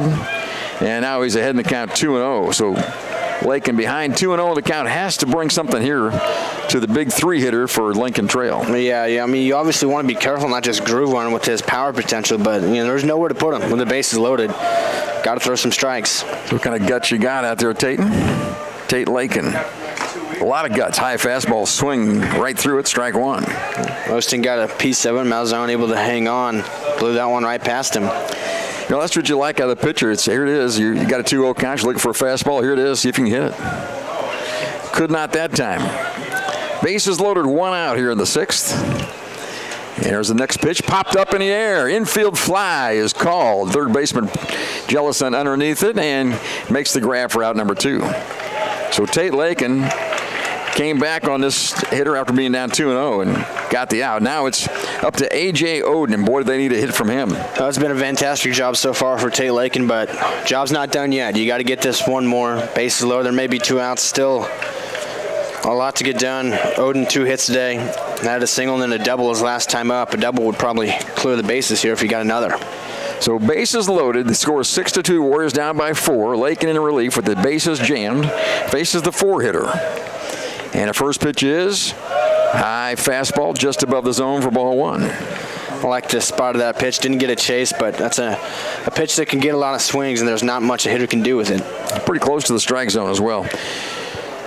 He's behind 2-0 on Osting before he got him, and trying to get out of the inning here. It'd be a great job for Lakin if he can get it done. Here's the next delivery. That's a strike on the outside corner, 1-1. He's got a good fastball. Boy, he looks good, doesn't he? Tall, lengthy left-hander. I bet this guy pitches a lot as a sophomore next year. That would be my guess. Getting a chance here today in the first round of the region tournament. Here's the 1-1 delivery. That curveball stays too high, and it's 2 balls and a strike. I like the idea to, after throwing a lot of fastballs since coming in, maybe all fastballs, I'm not sure. At that time, tried to change it up with a breaking ball, just didn't get the release on it that he wanted. Bases loaded, 2-1 on the hitter, 2 outs. Here's the next delivery. That's off the plate, and it's 3 balls and a strike. And like you mentioned earlier, there's nowhere to put this guy. You got to throw a strike here. Oh, he's in a tough situation against Osting. Blew a fastball by him. We'll see if he can do that again here to Oden. A.J. Oden's got to be thinking fastball and let it rip. Take your chances. Roll the dice. What do you think? Here's the 3-1 delivery. It's off the plate, ball 4. RBI walk. And a run is scored. It makes it 7-2. Scoring the play is Curtis Moak. He reached on a leadoff walk. Maxwell Lane advances to third. Hilton to second. And reaching on the walk, the third of the inning is A.J. Oden. And that run will be attributed to RES. Now Oscar Pegg at the plate. He has reached on an error and struck out twice. Still, if we can get out, it was just 1 run being scored, you feel pretty good about Lakin. And there's a swing and a miss at a high fastball, foul tip, strike 1. Well, certainly with the situation that he had come into, to only give up 1, it'd be a big deal. And again, Wabash Valley can really score. They can get the offense going in a hurry. They haven't done yet, but you got to give them a chance. 1 pitch, that's too high, 1-1. That's another good pitch by Lakin just off the plate. They're not missing by much. Even all those missed to Oden didn't miss by a whole lot. Hey, give the guy a chance to want to swing at it at least. Bases loaded with 2 outs here in the top of the 6th. 7-2, we trail it. And if breaking ball's too high. I like that pitch. I thought it was a strike, but look, just a little bit above the letters, I suppose. 2-1 now, so he'll have to come to him right here. And again, if you're Oscar Pegg, you might as well just sit fastball, and if he throws it where you like, take a rip at it. 2-1 delivery on the way. It's too low. 3-1. Well, I'm for the high fastball. Just throw it at the letters, and if he hits a grand slam, we'll try to come back from down 11-2.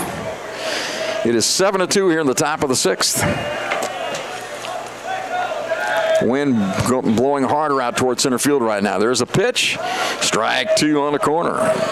Pegg was ready to walk to first, but that one definitely a strike that time. Yeah, he was leaning toward first, and I think he's just trying to buy the walk. I don't think he wanted to swing the bat. So 3-2, payoff pitch coming. Bases loaded, 2 outs. Tate Lakin to the plate. Popped behind us, foul ball, and it stays 3-2. Runners in motion on the pitch. Big time battle here. You're already down 7-2. You got to give your offense a reasonable chance to come back. You can't let up anymore. And I'm rooting hard for the strikeout here. Tate Lakin working on Oscar Pegg. Here's the delivery. Popped up and out of play again. Another fastball down the heart of the plate that he couldn't put in play. Well, Pegg struck out twice against McGuire Taylor. Lakin trying to punch him out here.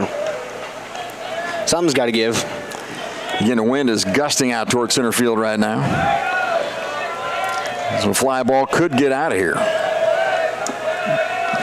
Here's the pitch on the way. Ooh, fouled straight back. He was on that one. 3 straight good cuts from Pegg, and this is just old-fashioned right here. I mean, Lakin's throwing fastballs down the middle, and Pegg's hitting them straight back.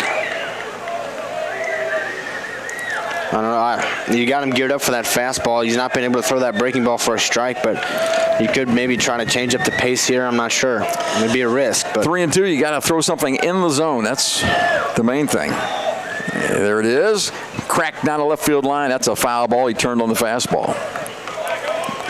Turned it way, way ahead of that one.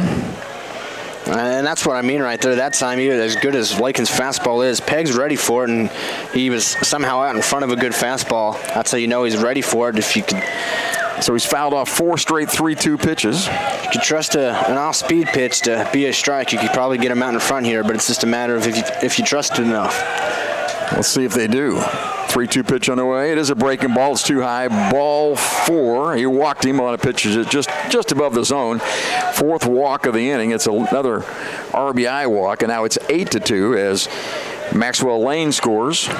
He's really getting pinched on that breaking ball. I mean, all 3 of them that he's thrown have been called balls above the zone. They've all looked right there. He's just not getting it. I think if he'd buried one of those in the dirt, then he'd be able to get the strike call. The hitter now is the catcher, Colin Hornman. They've scored twice this inning, lead it 8-2 against the Warriors. We're at the top of inning number 6. The ball's popped up on the right side, out of play, strike 1. Hornman had a base hit up the middle last time and popped up to center and grounded out to third. Well, he had that base hit up the middle where the runner was thrown out at home plate that ended, or was one of the outs in that 5th inning. That was on the error that he committed by the third baseman. There's the breaking ball in the dirt. They asked for the swing and say, yes, he did go. So there you go. Got him 0-2 now. Don't fool around and load up another count. Just go right at him here. Nobody's hit the ball yet. Just a bunt base hit is all they've got in the inning as far as hits are concerned. Too many walks, though. 4 of them in the inning. Here's the pitch. Hit hard down the left side on the breaking ball. That's out of play, and it stays strike 2. Those 2 runs that have scored, those were attributed to Jose Arias. Now all the runners on base belong to Tate Lakin.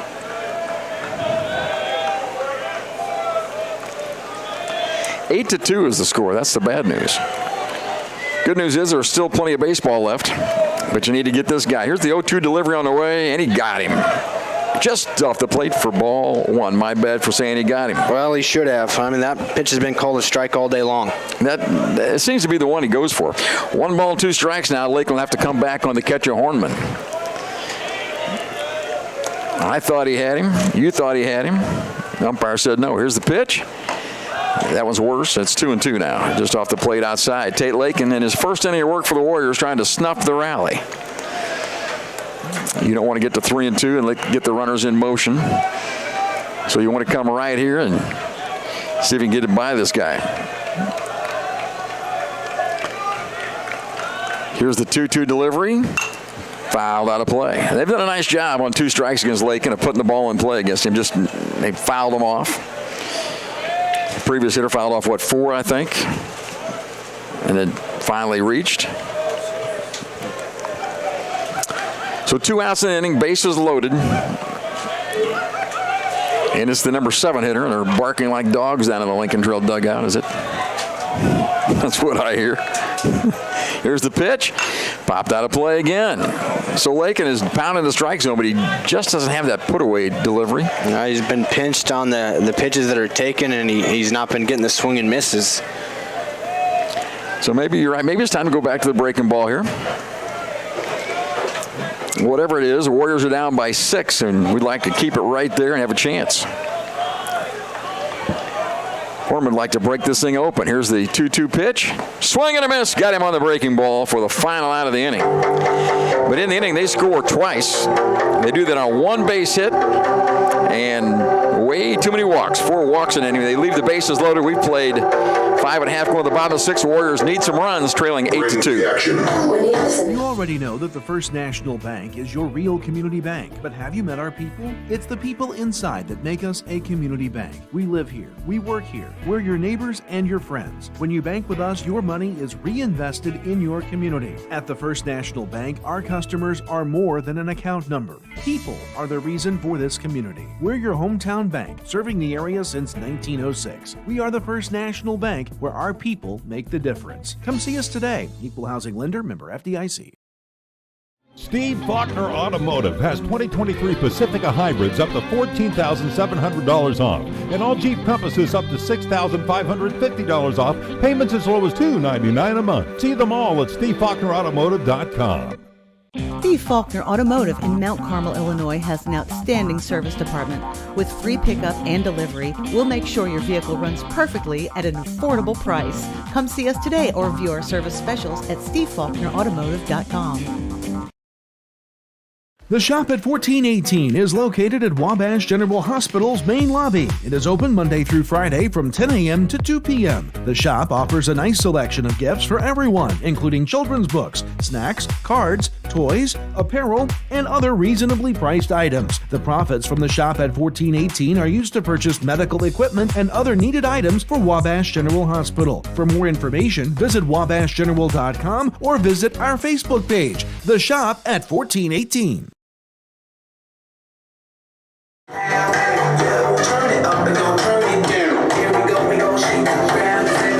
Well, we need to get some runs. Wabash Valley trails 8-2 as you go to the bottom of the 6th inning.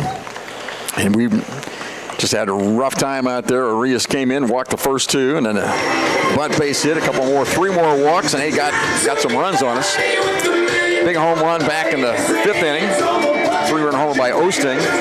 But the Warriors are trailing by 6. You can't get them all back with one swing, so just do a little damage as we go down. It's Fivish, Bond, and Jellison facing Evan Moore, who's gone all the way for Lincoln Trail. Had a long half innings here on the bench. Let's see if that has any effect on the young man. Here's the pitch by Moore, and it's taken for a strike. I tell you how the effect it had on him was he said, I'm going to go out and throw some strikes. Well, not give the umpire any chance. Fivish has hit the ball twice really hard. He lined out to first base his last time. That was probably hit harder than his home run. It was just right at the first baseman. And he takes a pitch. This one's up and in, 1-1. So he's been able to square up more and trying to set the table here. Lincoln Trail staying prepared in the bullpen in case Wabash Valley can build anything against Moore here, but giving him the benefit of the doubt, he's been good today. 1-1 delivery on the way. That ball's hit hard toward left center field, and the center fielder makes a nice play. He closes on that one, hung up in the air longer than I thought it might for out number 1. That ball's hit pretty well. Yep, just right at somebody, and nice play, Lane closing on it. Now batting for the Warriors, Crew Bond, the right fielder. Hit by a pitch and grounded out to first his last time up. That was another one where he hit really hard right at first base, but it was snagged by Lakins, and that's when they got a runner down at the plate for the double play. And he takes a breaking pitch. That's a strike. Backdoor breaker. Evan Moore looks to be in pretty good command out there. Warriors haven't done much to solve him. We have a lot of runners. Left 4 on base. And there's a ball in the dirt for ball 1. Last inning was the only inning we went down 1-2-3. Well, even then we got a hit, but then LaGrande was caught stealing, so that's just been how how it's gone for Wabash Valley in this game. Not been able to cash in. There's a breaking pitch. That is just off the plate. 2 balls and a strike. I think this umpire doesn't like to call that breaking ball at the top of the zone. Well, he did not. I'll say that. Cost us in the top half of the inning. 2-1 delivery. That's up and in, 3-1. I suppose as long as he's consistent, I can't complain, but... Well, you could. Well... I think you did, actually. I did, yeah. There you go. I'll own it. I don't have any problem with that. Here's the 3-1 delivery to Crew Bond, and ground ball to second base. Peg with it and throws him out for the second out of the inning. That was ball 4, wasn't it? Yeah, he chased that one outside and tapped it to second.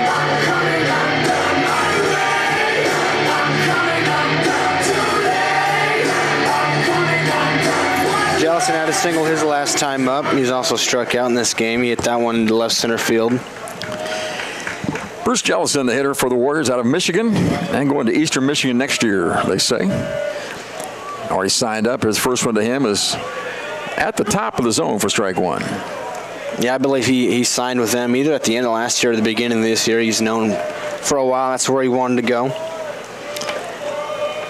Where is Eastern Michigan? Is that... Here's the next delivery. Line drive up the middle. Another base hit for Bruce Jellison. And pretty important, I think, that you make this guy more work a little bit here. You want to make it too easy on him. You obviously want to get some back. Like you said, you can't get all of them back at once, but, here in the bottom of the 6th inning, you definitely would love to get at least 1 or 2 back as soon as possible.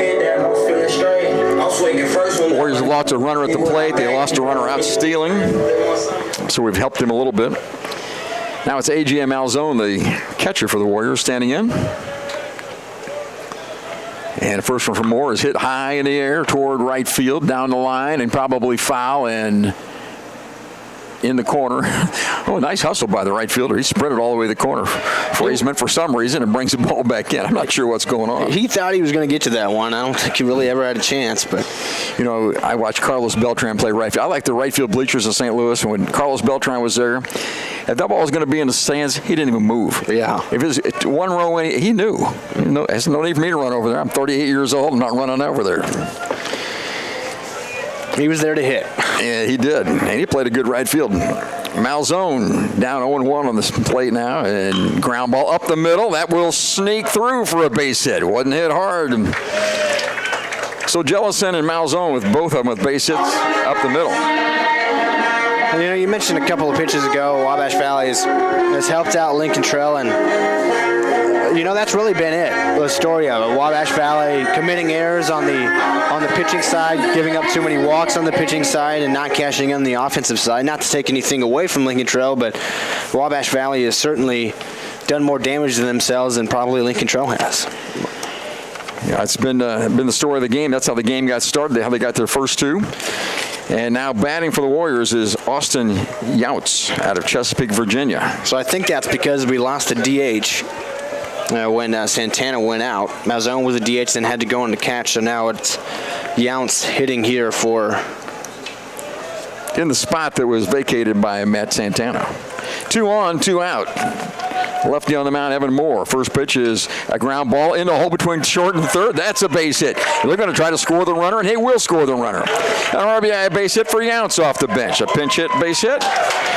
Well, one ball hit hard this inning. That was by Jellison, who just scored. The other 2 are just ground balls that found holes.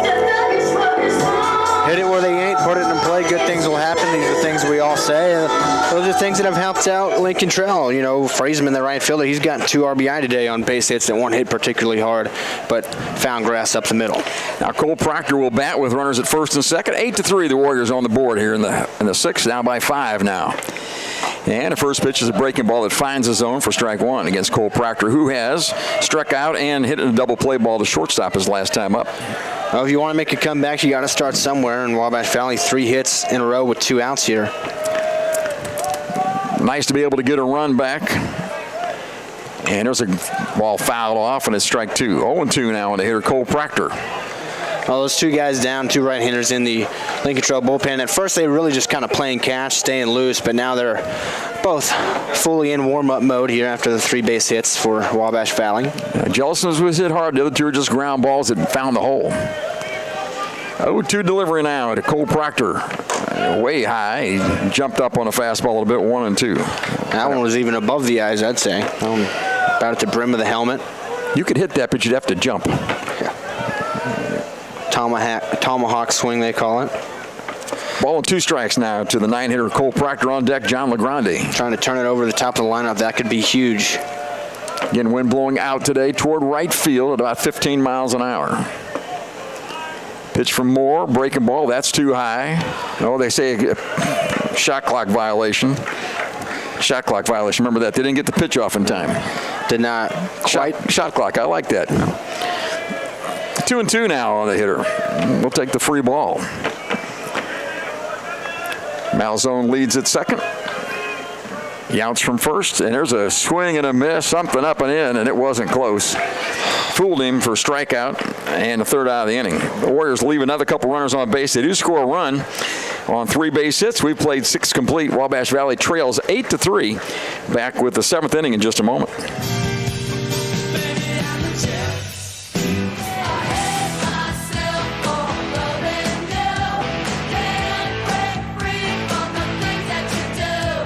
In our days, 'cause I found God. Don't wanna be an American idiot. Fever, fever, 'cause I'm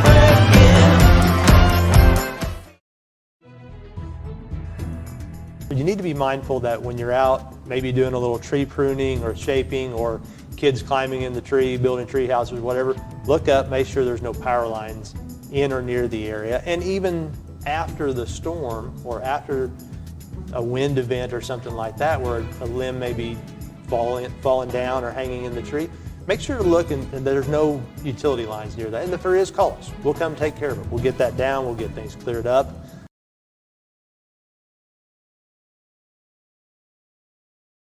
Hi, my name is Rylan Robb. I am from Albion, Illinois, and I am a radio TV major here at Wabash Valley College. From broadcasting all sorts of sports games to producing my own TV show and radio show, the hands-on experience is as much as you want to do with it. In terms of the program itself, I think it's really special. It's really like almost a little family in a way, and it's really been really nice being able to experience the things I have with people that genuinely appreciate it with me. There you go. New pitcher for Wabash Valley is freshman right-hander Trey Rainberg. He'll try to throw some strikes, get a quick inning, and get back to the Wabash Valley bats that started to put a little together against Edmore. Scored 1 run back there in the bottom of the 6th. First pitch, a swing and a miss from the the first baseman, Gunnar Lakins. 4-0-1 count. Rainberg out of the windup. 0-2, a sword that time made Lakins look silly on that swing. Nice sharp slider. Threw that thing hard and dove away. Really sharp. He's got him in the driver's seat. 0-2 is Rainberg, excuse me. Next pitch to Lakins. Swing and a miss. Check swing, he went. I called it before the first base umpire did. That one, another tight slider. Hey, throw that some more, why don't you? Well, nobody's going to hit it very hard, that's for sure. That ball was breaking out of the zone, and good sharp break, hard to read. And so now to be Moak, who's at the plate. He's doubled and walked in this game. Came around to score when he walked back in the 6th. First pitch he sees, that one apparently low for ball 1.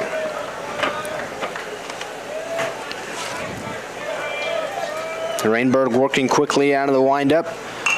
The 1-0 was fouled out of play on the right side. It's 1-1. That time I believe it was the fastball. Rainberg has the 4th or 5th most innings thrown by the Warriors this year at 32. 36 strikeouts in those 32 innings. The 1-1 pitch, swing and a miss, 1-2. Ahead again, this time on Curtis Moak.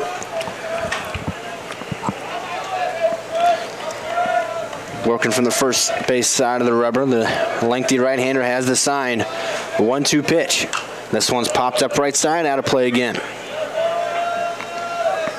Moak trying to battle here with 2 strikes. Maxwell Lane, the center fielder, on deck. He's been on base his last couple times. Another 1-2. Slider, ring him up. Found it at the bottom of the zone. Not much that Moak could do with that pitch. That was nasty. He stood there and said, oh, man, wish I'd hit that pitch. So a strikeout swinging, a strikeout looking. Looks like a fastball coming right at you, and that sharp slider just breaks across. He throws it hard, too. It's not a slow slider. So 2 up, 2 down, 2 strikeouts. Now Maxwell Lane at the plate. First pitch he sees, skips in the dirt for ball 1. Do not want to let him turn it over to the top of the lineup. Hilton due up next. There's a couple of bunt singles in a row. The 1-0 pitch. This one's hit towards third. Scooped up over there by Jellison. Fires across the first. Picked out by Mahan at first base. 1-2-3 inning for Rainberg out of the bullpen. Wabash Valley tries to score some more and continue the comeback. They're down 8-3 as we head to the bottom of the 7th inning. The Shop at 1418 is located at Wabash General Hospital's main lobby. It is open Monday through Friday from 10 a.m. to 2 p.m. The shop offers a nice selection of gifts for everyone, including children's books, snacks, cards, toys, apparel, and other reasonably priced items. The profits from the Shop at 1418 are used to purchase medical equipment and other needed items for Wabash General Hospital. For more information, visit wabashgeneral.com or visit our Facebook page, The Shop at 1418.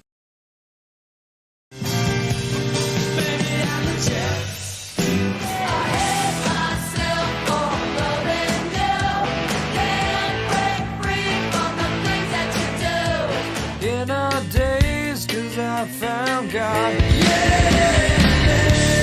Don't wanna be an American idiot. Fever, fever, 'cause I'm breaking. My name is Parker Linson. I'm a second level nursing student at Wabash Valley College. We were able to get hands-on experience with a mannequin that has real breath sounds, real lung sounds, and can cough and do different things. That makes it really unique to have that kind of experience right here on campus. And then we've done clinicals. Being able to go into those ICUs and emergency departments and be able to see those critical patients, it is a very good experience. Being able to be in that position and look back to where I come from, it's just awesome to be able to have that experience. Lincoln Trail Southpaw starter Evan Moore back out for his 7th inning of work. He's given up 3 runs and he's got a 5-run lead. Lincoln Trail leads 8-3 here, bottom of the 7th inning. And top of the order due up for Wabash Valley, LaGrande, Bonamalo, and Mahan. Lincoln Trail's got a couple pitchers loose already, though. They won't go along with Evan Moore this inning if he gets in any kind of trouble at all. Could maybe just be for the left-handed LaGrande to start things off. We'll have to see. First pitch, that's low for a ball. LaGrande's reached on a walk, also has a bunt single, but did get caught stealing back in the 5th inning. Well, the bad news is we're down 5. The good news is we have 9 more outs to play. Try to get some runs going and make a comeback. LaGrande trying to set that table. 1-0 pitch, misses for ball 2. Just barely high, the umpire said. He doesn't like to call those strikes at the letters. He's been consistent that way this game. 2-0 pitch from Moore to LaGrande. That one in there for a strike. I like him better when we're hitting than I do when we're in the field. Yeah. Somehow. He's a hitter's umpire, it's kind of seemed. LaGrande still heading the count here. The 2-1 pitch from Moore. Swings and hits this one. Popped up into center field. Long run coming in is Lane, and he'll make the catch. Had a lot of ground to cover, but he put it away for out number 1. Yeah, I thought for a minute it might get down, but it way too much airtime that time, and Lane way too much speed. He's a good one. So Moore gets the left-hander LaGrande, and now Bonamalo steps up.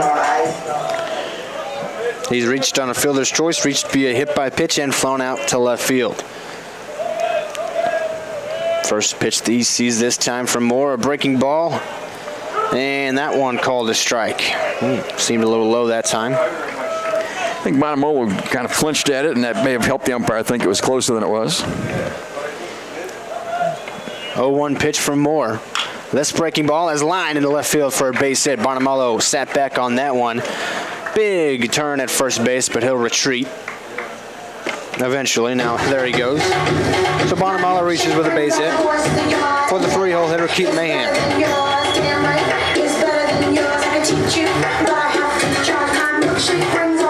So speed at first with Bonamalo. I don't know if you run, though, down 5. You don't want to give away base runners.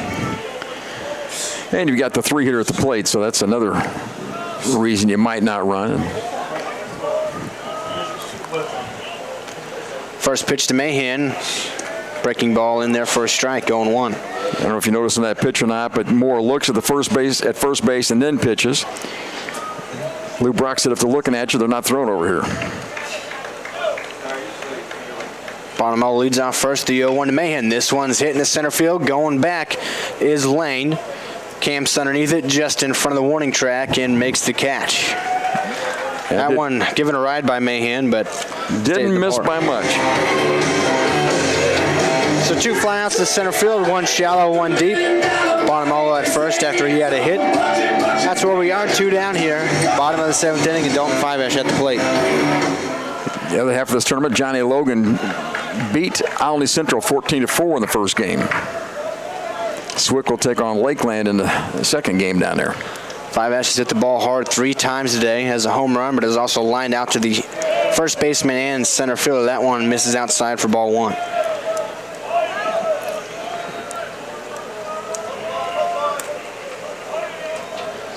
Trying to hit it hard again, but fine grass with it this time. Bonamel leads off first with 2 outs, dancing around the 1-0 pitch. That one skips away from the catcher, taking off for second is Bonamalo. He'll round that, but he'll stay there. Moves up on what I would call a pass ball. I'll go with you. I mean, that looked like it hit the catcher's glove and then just squeaked away. We'll see. Either way, Bonamelo to second base. That's what's important with 2 outs, and it's a 2-0 count on Fiveash. Evan Moore's been in trouble all day long and done a very nice job for Lincoln Trail.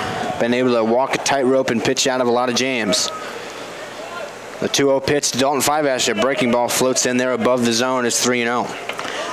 I don't know if Fiveash is going to see anything to hit here with a base open and 2 outs. That sounds crazy, but just getting another run in this inning is a big deal. Got to get him where you can, running out of outs. Wabash Valley put 1 on the board with 2 outs in the last inning. This pitch, a breaking ball, and that one misses just off the plate. Fiveash walks on 4 pitches. 2 on, 2 out. Crew Bond, the freshman right fielder, coming to the plate. Big spot for the freshman. Trying to get something going with 2 outs here. Bonamolo at second, Fiveash at first. Still sticking with Evan Moore. The starter is Lincoln Trail. Left-hander looks towards second, now looks again, fires home the pitch to Bond. That breaking ball in there for a strike. He's thrown several breaking balls in a row. By the way, Lincoln Trail plays him straight up, but Bond hits the ball the other way quite a bit. Big gap in right center field. Has opposite field power. I've seen him hit a home run to right field this season. Wind's blowing that way. The 0-1 pitch. Inside, this one gets away from the catcher. Both runners will move up. Well, that allows a base hit to score 2. That could be huge. Wabash Valley down 8-3, trying to chip away here in the bottom of the 7th inning. 2 outs, but 2 runners in scoring position. You scored that pass ball as well? That one was a tougher play, but it did hit his glove, and I feel like when it hits your glove before it bounces. I thought he should have had it. It was a tough play, but we got to call it on somebody. Let's call it on the catcher. Well, 1-1 count here on Bond. Trying to cash in these runs. Next pitch, this one's hit up the middle and caught at second base. Another hard hit taken away by the Lincoln Trail defense. They've gotten lucky several times on hard hits hit right at somebody. They still lead 8-3. We're heading to the 8th here at Fournier Field.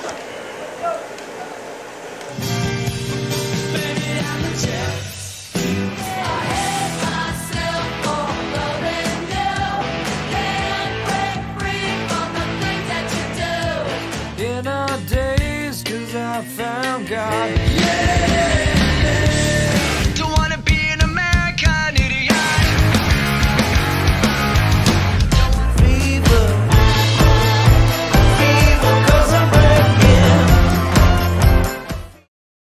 Hi, my name is Rylan Robb. I am from Albion, Illinois, and I am a radio TV major here at Wabash Valley College. From broadcasting all sorts of sports games to producing my own TV show and radio show, the hands-on experience is as much as you want to do with it.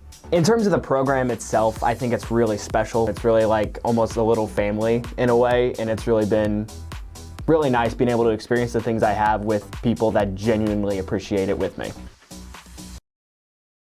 I'm Mason Gross. I am a marketing business management major at Wabash Valley College. You'll learn a lot about in the business industry as a whole, and that really helps you to explore your options as far as to what's out there. So I'm doing my internship at Summer Real Estate in Salem, Illinois. Right now I'm working on getting my license.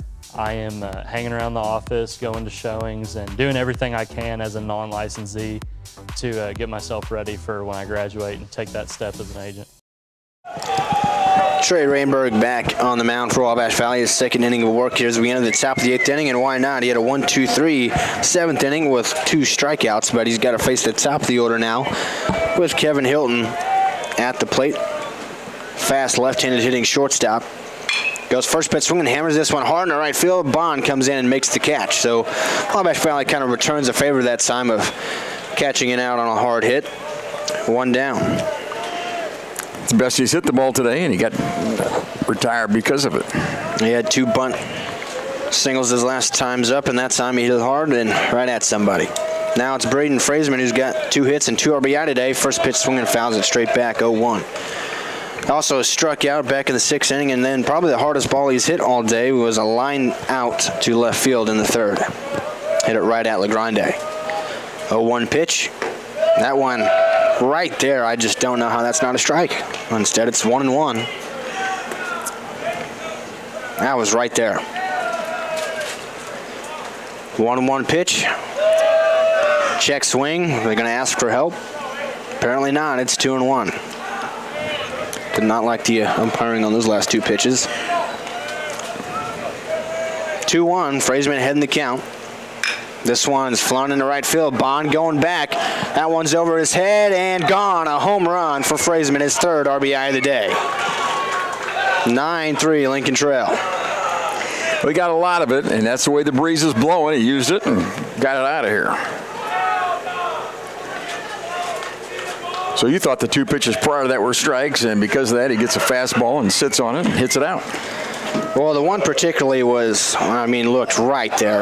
Right there. And then the next one I thought was probably a ball, but to me, he had enough of a check swing that you should have asked the first base umpire for help, and instead he gets a 2-1 fastball and does not miss it.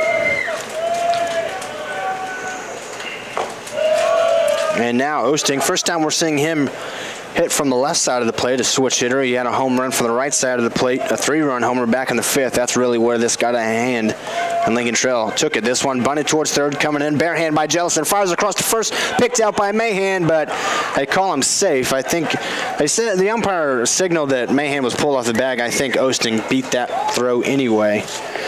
So, hey, he's got some power and some speed. Yeah, that was a nice bunt, and they took advantage of the fact that we played that big 3-hitter deep. And a really nice play by Jellison, just couldn't quite get him. Coming in and barehanding that baseball. Now, Aaron Biddle's going to talk to the first base umpire and ask him, what is it you're seeing down there that makes you think he was? Well, he was certainly not pulled off the bag, but I think he was probably safe anyway. Well, I thought he was safe, but if he calls him off the bag, that's not what happened. No. In my completely unbiased viewpoint. The umpire's going to get together and talk about it. You can ask the home plate umpire. He probably had a view of whether the foot was still on the base or not. If they reverse this call, Lincoln Trail people should be upset. Yeah, again, I don't think that he was out, but it's just the way that they went about calling it. So the umpires get together and say, well, he's still safe. There you go. So back-to-back hits, a home run from Fraseman in the opposite field, and a bunt single for Osting, 1 down here in the top of the 8th. And now A.J. Oden, the 3rd baseman, at the plate. First pitch he sees is a slider low and away for ball 1.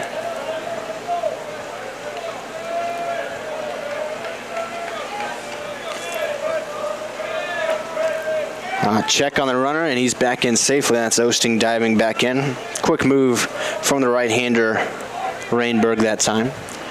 Rainberg out of Nashville, Illinois. He's a Hornet.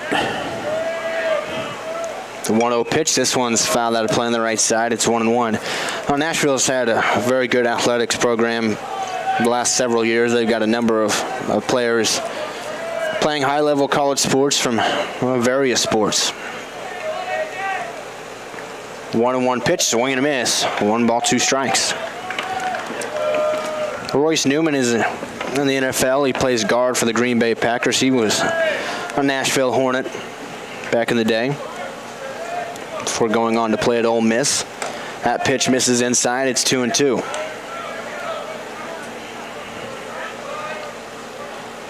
Osting at first after his bunt single. 2-2 here on Oden with 1 out. Top of the 8th inning. Next pitch, a slider just off the plate. Did not miss by much. It's a full count now. Osting getting a bigger lead, not going. Swing and miss. Drop third strike. Malzone throws to second. The batter's out anyways. The first base was occupied, but Osting does move out to second on the drop third strike. Yeah, heads up play by Malzone to know where to throw the ball. We were both fooled. Well, at least I was. I almost was. I caught it eventually. A little late, though. Either way, Osting at second with 2 outs and a third strikeout there for Trey Rainberg in his outing. And now it's Oscar Pegg at the plate. So I scored that a wild pitch. Ball was in the dirt. That's how he advanced to second. This one pops up behind home plate and out of play. For strike one on Pegg, who walked with the bases loaded for an RBI back in the 6th inning. He worked for that walk. He did. He fouled off a ton of pitches in a row. Had a great battle with Tate Lakin. And then got the call on a breaking ball off the top of the zone. It went Pegg's way, and he walked and drove in a run. Got a runner at second base, but there are 2 outs here. 0-1 pitch is low, 1-1. 9-3, Lincoln Trail leads it. They added their 9th run earlier this inning with a home run into right field from Braden Freisman.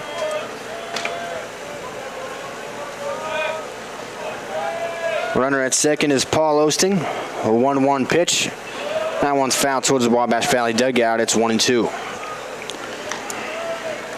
Well, let's get out of this and get a couple runs. What do you say? Need 6 runs. We have 6 outs left to do it in. No, Wabash Valley can score them in a hurry. They've had a tough time against Lincoln Trail's pitching staff today. Evan Moore's been very good for them. 1-2 pitch. That one's in the dirt. Nicely blocked by Malzone. That one in the other batter's box, and Malzone able to get to it. Keep it in front of him. Wabash Valley has had their chances. They left a lot of runners on base. 8 of them. Ocho de ocho. That's my Ricky Horton imitation. A 1-2 pitch. That one's outside, 2-2. And that's about all the Spanish I know, by the way. Well, another Spanish phrase that Ricky Horton likes to use is Mas Carreras. Mas Carreras, yeah. And that's what Wabash Valley needs. They need more runs, but they got to get back to the bats first. Rainberg trying to strike out Pegg and get it to them. Kind of time called on the field here. 3-2 count, 2 outs.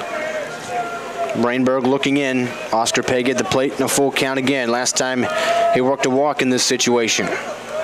Payoff pitch from Rainberg. Breaking ball, a sit down the left field line. Foul. Out in front of that one.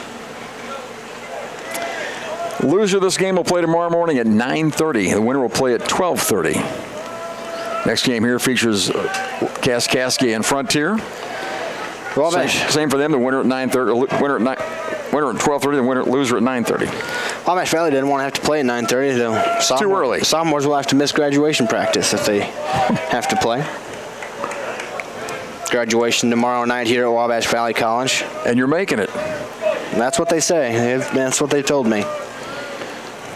3-2, payoff pitch again. This one's popped up into right field in foul territory. Mahan giving it chase to the wall and out of play.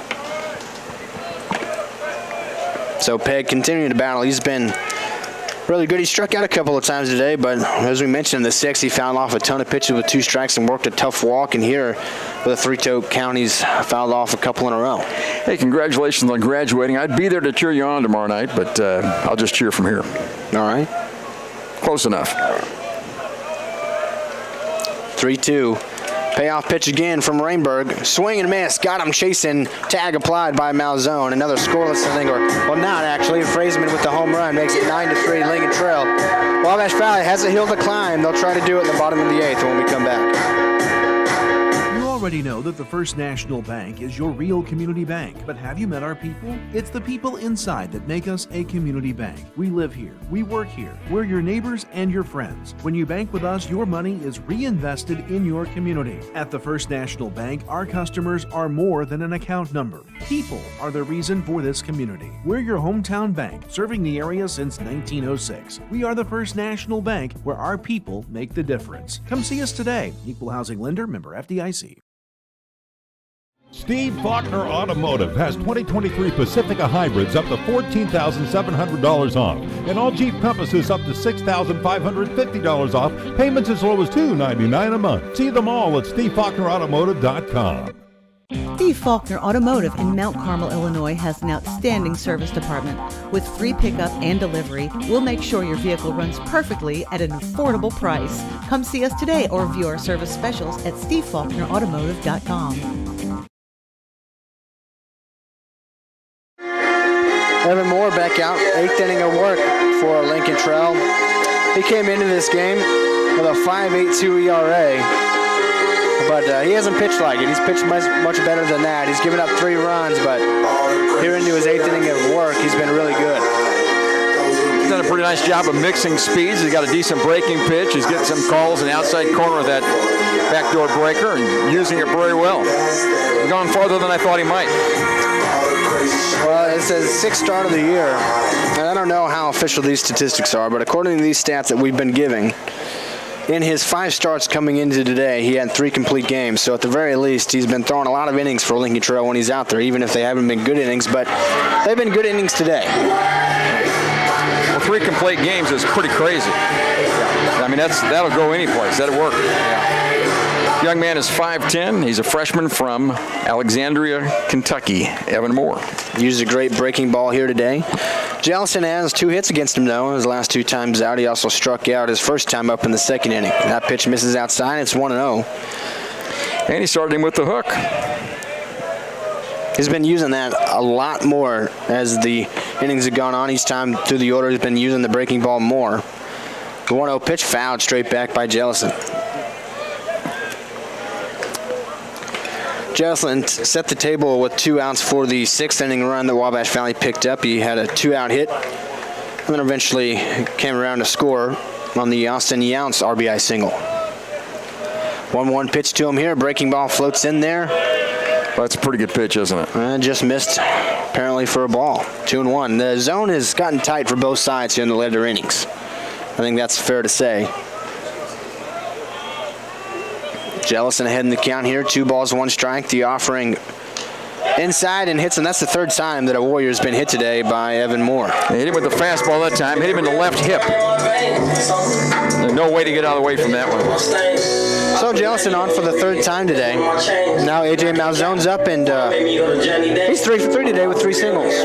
All of quite different variety. He had a line drive hard hit single his first time up. In the 4th inning, it was an infield single, one soft hit towards 3rd, and Odin tried to barehand it, couldn't quite get it. And then back in the 6th, he hit one up the middle, pretty slowly hit.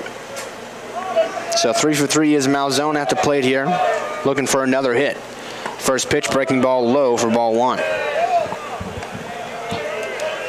9-3, Wabash Valley trails it. Nobody out here, bottom of the 8th inning. Warriors trying to make a comeback, and we're going to have a meeting at the mound between the catcher and the pitcher, and now here comes the shortstop, Hilton, as well. Yeah, I don't think they're going to go very far with Evan Moore, really. This is the 8th inning of work for him, and he's done very well. They've got a 6-run lead, so. Well, their bullpen arms are certainly ready also. They've been warming up for 2-3 innings now, staying ready in case Moore ran into trouble, and he's been able to pitch out, and now they're just standing there waiting for their call if they can get it. But Lincoln Trail going to stick with Evan Moore a little bit more, and he's certainly earned the right to face a couple more hitters with that lead. Jellison leads off first, a 1-0 count on Malzone. Next pitch, and there for a strike on the inner half at the top of the zone. It's a nice pitch on the hands. And Malzone even wanted to swing at that. Not much he could do where that pitch was located. Moore set for the 1-1. Fires it home to Malzone, breaking ball low, 2-1. Malzone doing a good job of laying off that pitch. Those are good breaking balls. They start off high, they end up low. That's a good pitch to get a chase on, but Malzone being able to lay off. The 2-1. Another breaking ball. That one finds the zone on the outside corner. It's 2-2. That's the harder of the 2 breakers. So now on 2-2, A.J. will have to protect the plate a little bit.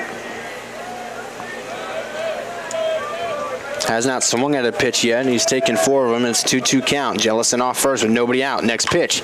This one's popped up right side.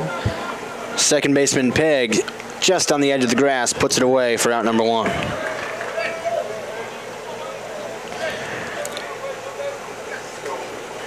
And now it'll be another pinch hitter. This time it is Jackson Wang hitting. And that is because the starting catcher, Matt Santana, tried to bunt a ball back in the 4th inning and took a piece of the ball off of his hand. He stuck through it for the rest of that at-bat and struck out, but then was replaced defensively by Malzone, who started the day as the DH. He had to move to catcher, and that takes away the DH. So Yance had a pinch hit last time and had a base hit for an RBI. This time it'll be Jackson Wang, and looks like he's going to face a new arm. Evan Moore has earned a round of applause from the Lincoln Trail faithful and his teammates. He's pitched a great game. He leads 9-3, and he'll leave this one and give it up to the bullpen. We'll tell you about the change on the other side.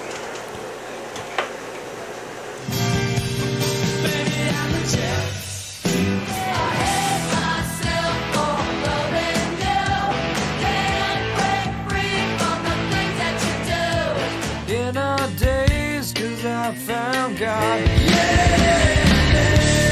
Don't wanna be an American idiot. Fever, 'cause I'm breaking. Hi, my name is Rylan Robb. I am from Albion, Illinois, and I am a radio TV major here at Wabash Valley College. From broadcasting all sorts of sports games to producing my own TV show and radio show, the hands-on experience is as much as you want to do with it. In terms of the program itself, I think it's really special. It's really like almost a little family in a way, and it's really been really nice being able to experience the things I have with people that genuinely appreciate it with me. You need to be mindful that when you're out, maybe doing a little tree pruning or shaping, or kids climbing in the tree, building tree houses, whatever, look up, make sure there's no power lines in or near the area. And even after the storm or after a wind event or something like that, where a limb may be falling down or hanging in the tree, make sure to look and there's no utility lines near that. And if there is, call us. We'll come take care of it. We'll get that down. We'll get things cleared up. 6'3" freshman right-hander from Lafayette, Indiana. It's Hayden Slate, the new pitcher for Lincoln Trail, and he'll pitch with 1 out in the bottom of the 8th inning and a runner at first base being Bruce Jellison, who was hit by a pitch to lead off this inning before Moore got Malzone to pop out to second. So it'll be a new hitter and a new pitcher facing off here. It's going to be Hayden Slate against Jackson Wang at the plate for the Warriors. Slate has thrown 32 innings for Lincoln Trail, giving up 34 walks and struck out 29 in those 32. So don't put the ball in play against him a lot, evidently. Wang, right-handed hitter, an outfielder, will step in as the pinch hitter here with Jellison at first base. 1 away. Lincoln Trail leads 9-3. Slate trying to hold on for them here in the 8th. Wabash Valley trying to mount a comeback. First pitch, breaking ball, floats and stays above the zone for ball 1. Started off high, ended pretty high.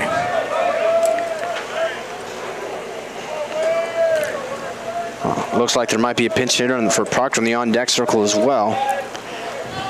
The 1-0 pitch to Wang, another breaking ball. That one left up even higher. It's 2-0. Yeah, keep trying it until you bring it in there. Keep throwing that breaking ball up there. Hasn't found the release point on it yet. Jellison at first base leads off. Pretty standard lead over there. The 2-0 pitch, that one up and away. 3-0 to Jackson Wang. That was the fastball that time. I wonder how much of a product this could be of warming up for so long in the bullpen and then waiting and then finally being brought in. The 3-0 pitch, that one to the backstop. Wang works a walk. Jellison at second will give it a turn, but he'll stay right there. So Wang does his job as the pinch hitter. Jellison moves up to second. Wang, will be at first, and now it's going to be Patrick Graham pinch hitting for Cole Proctor. So the Penn State commit will come to the plate Patrick started out as the starting shortstop for this club this year. He's had some difficulties and some injuries. He's getting a chance to pinch hit here in the bottom of the 8th. The Warriors only need, 6 to tie. So got to keep on. Is that all? Keep just 6. It's not that many when you think about it. When you just like these 2 that are on, the next 4 guys, that's 6. Well, Wabash Valley, we kind of joke about it there, but they have put up runs in a hurry. We saw them get 5 against John A. Logan to complete the run rule victory last Thursday, and they could have scored more that inning. Frankly, they had it going. So they can score a lot of runs quickly, but tough hill to climb nonetheless. So Patrick Graham, his first at bat today.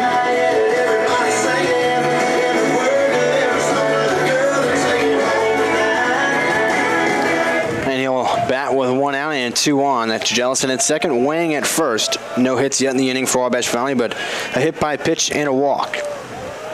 Jellison belongs to Evan Moore, Wang to Slade, who's on the mound. 6'3" right-hander comes set. First pitch to Graham. That one's low and away, ball 1. He's not thrown a strike yet. And some action in the Lincoln Trail bullpen already. Another right-hander getting loose for them out there.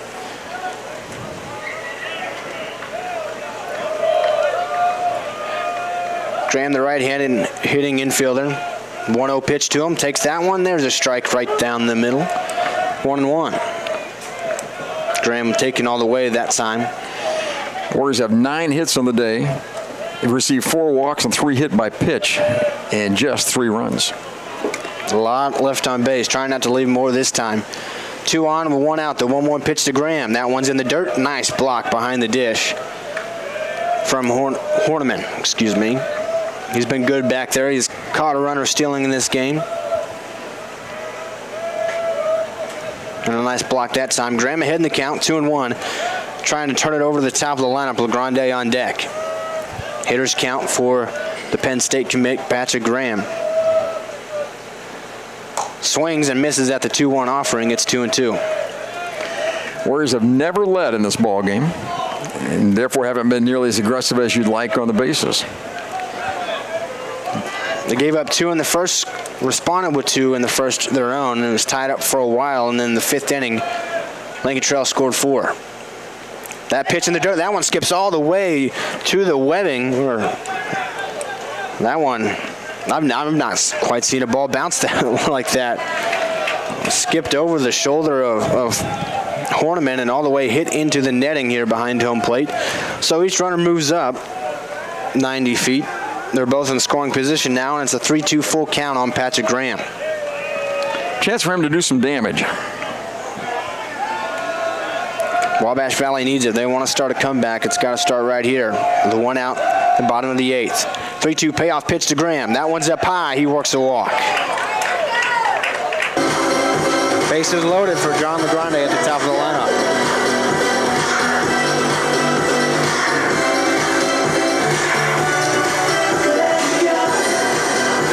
So Slade has come in and walked the first 2 he's faced. Yeah, you hate that if you're the manager for Lincoln Trail. You bring a reliever in and it can't throw a strike. Well, Wabash Valley has done that, and it cost them earlier in this game. Up by 6. Can't get the strikes. LeGrande at the plate. First pitch he swings. Pops this one up left side. Into the outfield grass. The shortstop makes the catch. Battling the sun. That was Hilton on the play. So 2 down, bases loaded for Richie Bonamalo, the Alabama Crimson Tide commit. He's been arguably Wabash Valley's best player his 2 years here at Wabash Valley College. So this is a guy you want at the plate. He had a hit into left field his last time up. Other than that, has flown out, hit into a fielder's choice, and reached on a hit by pitch. Jellison at third. Wang at second and Graham at first. Slade on the mound. First pitch with the bases loaded to Bonamalo outside for ball 1. Just a base hit, please. I don't have to have a double. Just a base hit would help. Don't need all 6 right now, but you certainly need a couple of them if you're Wabash Valley. 2 outs here, bottom of the 8th. Slate set for the 1-0 to Bonamalo. Breaking ball. Called strike. That one looked in. Really good pitch, though. I mean, that ball had a lot of sharp break on it, and Bonamalo couldn't pull the trigger. Nothing Bonamalo would have been able to do with that one. A nice pitch from Slate. 1-1 even count. He's thrown a lot of breaking balls. That one is his best so far. Next one is over the head of Bonamalo, 2-1. Well, didn't quite snap that one down enough. Bonamalo ahead in the count, 2-1 with the bases loaded and 2 outs.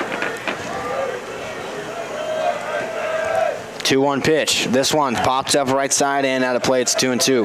Good fastball in the hands that time.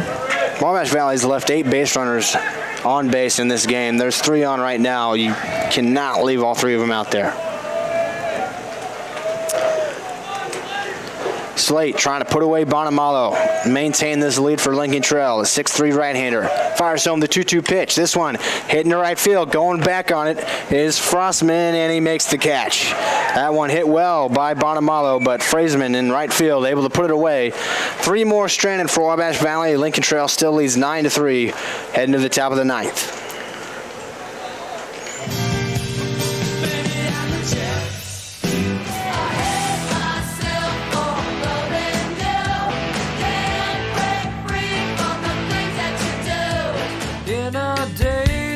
I found God.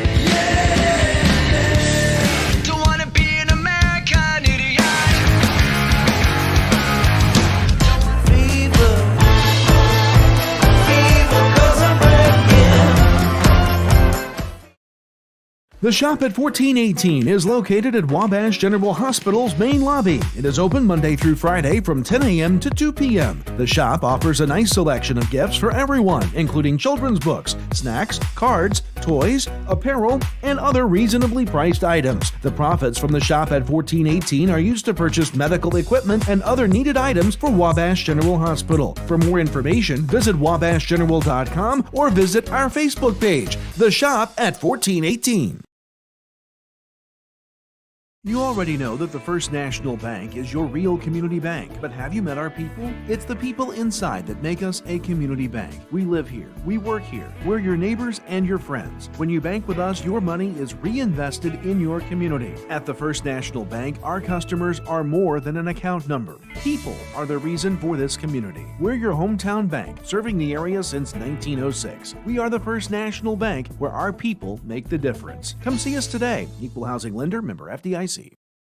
Steve Faulkner Automotive has 2023 Pacifica hybrids up to $14,700 off, and all Jeep Compasses up to $6,550 off, payments as low as $299 a month. See them all at SteveFaulknerAutomotive.com. Steve Faulkner Automotive in Mount Carmel, Illinois has an outstanding service department.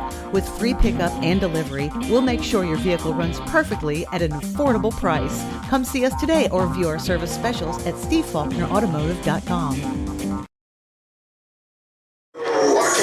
New pitcher on the mound for Wabash Valley, right-hander Luke Diekman, sporting number 25, listed as a two-way player for the Warriors. He's got the 9th, trying to hold it where it is and give Wabash Valley one more chance to come back. He'll be greeted by Colin Horniman, the catcher for Lincoln Trail, followed by Lakins and Moak. Well, Zach, here's the bad news. If you lose this game, you got to win doubleheaders tomorrow and Saturday to make it out of the tournament. The Wabash Valley, the 1 seed, the host, they'll have a tough road ahead if they can't come back in this one. They had that target on their back, and Lincoln Trail saw red. And the offense has done it for them today, and a great start from Evan Moore as well. First pitch from Diekman. This one's hitting the right field. Going back is Bond. That one at the wall, and Bond makes the catch. That one given a ride by Horniman, but Bond able to put it away for a long out number 1. So now Gunnar Lakins at the plate. He struck out twice today. Is also grounded out and flown out 0 for 4. Played a good defensive first base, though. He made a couple of plays that saved runs for Lincoln Trail early in this game that could have been momentum for Wabash Valley. Lincoln Trail really has outplayed the Warriors today. We have 4 errors. We've stranded, a dozen or about, something like that? 11 at least. Left on base for Wabash Valley, and then they also had a runner caught stealing, a runner thrown down at home plate to end an inning. That pitch in there for a strike, 1-1 on Lakins. They've made Lincoln Trail's made a couple base running mistakes as well. Had a couple guys thrown out the plate.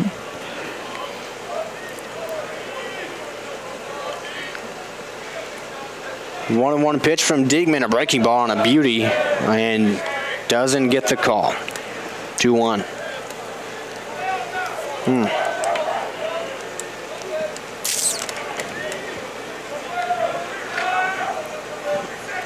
2-1 pitch to Lakin's first baseman, swing and a miss. It's 2-2.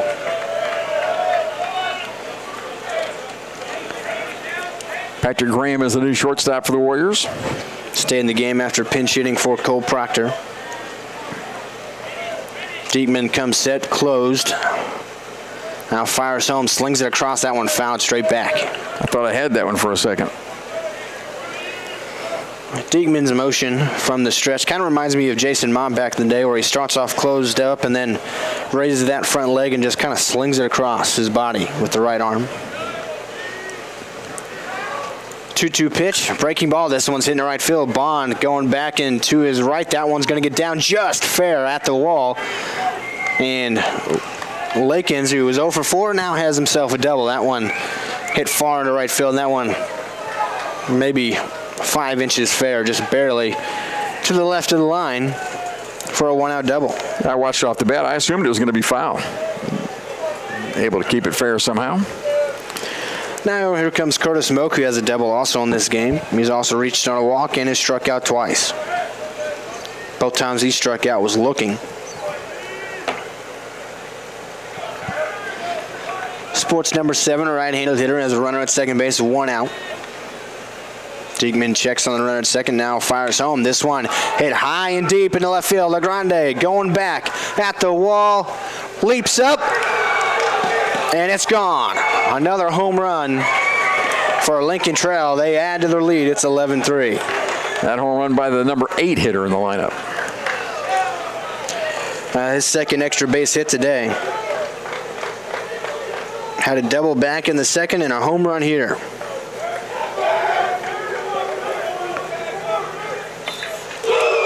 That's their, second or third home run of the day? That's their third home run.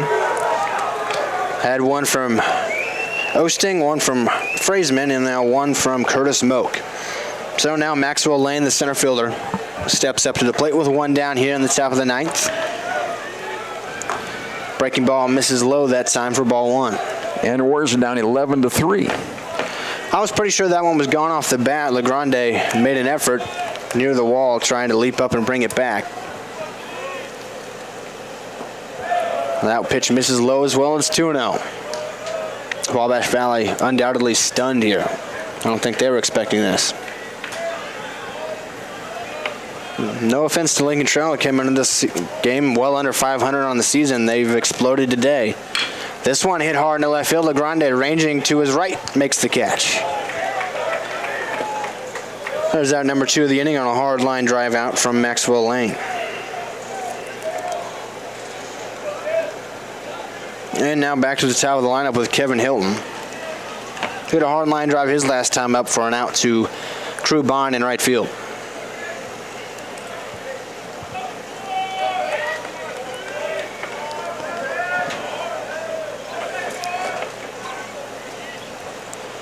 First pitch to Hilton this time, a strike on the outside corner. It's 0-1. This guy has a couple bunt base hits, 1 to first and 1 to third. Actually, it's to the second baseman, past the pitcher. Also reached on an error. Has plenty of speed, plays a good defensive shortstop, and has really good knowledge of the zone. 1-1 as he took the ball there just a tad low. Really the prototypical leadoff hitter, as I mentioned. He walks more than he strikes out. He's got a ton of speed, can bunt the ball for a base hit. That pitch misses a little up and a little in. It's 2-1. Up and in, Fraseman, he didn't really even flinch at that ball. Hilton holds the hands low out in front, a slightly open stance. The 2-1 pitch fouls this one off into left field. It's 2-2. Diekman trying to put an end to the inning and send it to the bottom of the 9th, where Wabash Valley will have one more shot. With a tough hill to climb, down 11-3 here on the top of the 9th with 2 outs.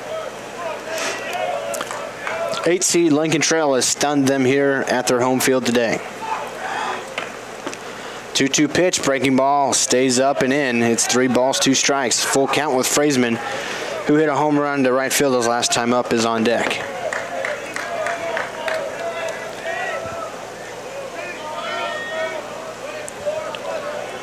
Diekman set. Fires home the 3-2 payoff pitch, and just got a piece of it, did Hilton, to stay alive.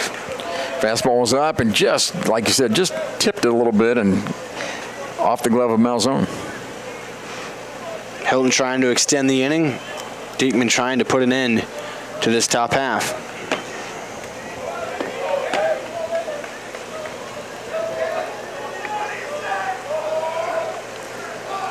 Diekman set, 3-2 payoff pitch. That one's inside, Hilton to walk.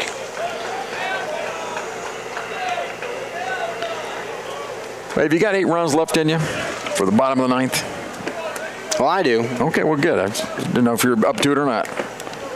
We'll have to see if Wabash Valley is, but first they got to get out of this top half. They got the tough part of the lineup coming up. Frazeman, 3 hits today. He's got 3 RBI, 2 RBI singles, and then the solo shot to right field his last time. First pitch here, breaking ball hitting to center field. Bonamalo going back in front of the wall, leaps up, and that one's gone. A second home run in the inning, second of the day for Frazeman, and he's now got 5 RBI in the day, and it is 13-3 Lincoln Trail. Uncle. Is that what you say when you're done? Uncle. Well, that's one that just kind of kept carrying. I didn't think he got all of it off the bat, but well, sure enough, he hit that one out to the deepest part of the ballpark. Good effort by the Warrior outfielder Bonamolo. He was there, went up, and couldn't bring it back. Have a day, Braden Frazeman. There's Paul Osting, who has a 3-run homer in this game from the right side of the plate, and bunted for a single his last time, hitting from the left side. That pitch misses outside. It's 1 ball, no strikes to the Statesman left fielder.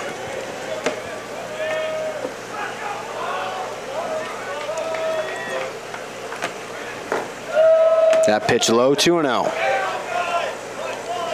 I don't see any action in the Wabash Valley bullpen. This one is going to be on Diekman to finish out.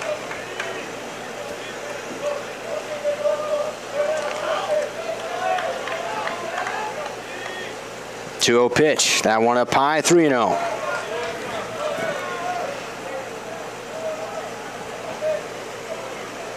Well, they let him swing on 3-0, up by 10. I think you might. You might just want to go back and play the field again. 3-0 pitch. That one in there for a strike, 3-1.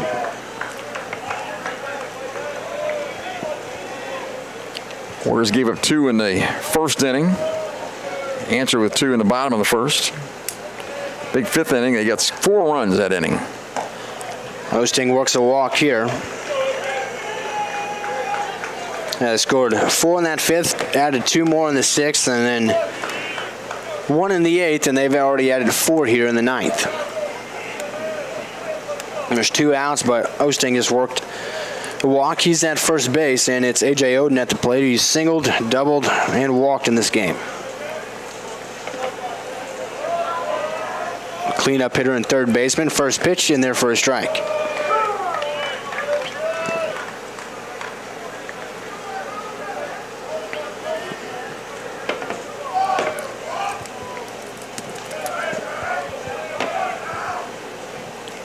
The 0-1 pitch. This one's hitting the right field. Bond ranging over to his right a little bit now. Camps underneath it, makes the catch. Lincoln Trail adds 4 more with 2 2-run homers, 1 from Frazeman and 1 from Curtis Smoke. It's 13-3 Wabash Valley with 1 last chance in the bottom of the 9th on the other side.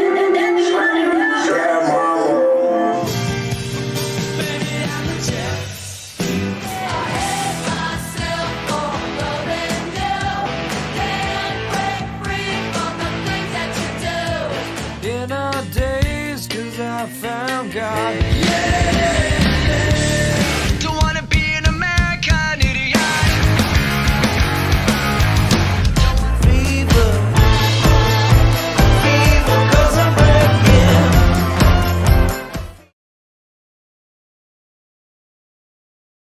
My name is Parker Linson. I'm a second level nursing student at Wabash Valley College. We were able to get hands-on experience with a mannequin that has real breath sounds, real, lung sounds, and can cough and, do different things. That makes it really unique to have that kind of experience right here on campus. And then we've done clinicals. Being able to go into those ICUs and emergency departments and be able to see those critical patients, it is a very good experience. Being able to be in that position and look back to where I come from, it's just awesome to be able to have that experience.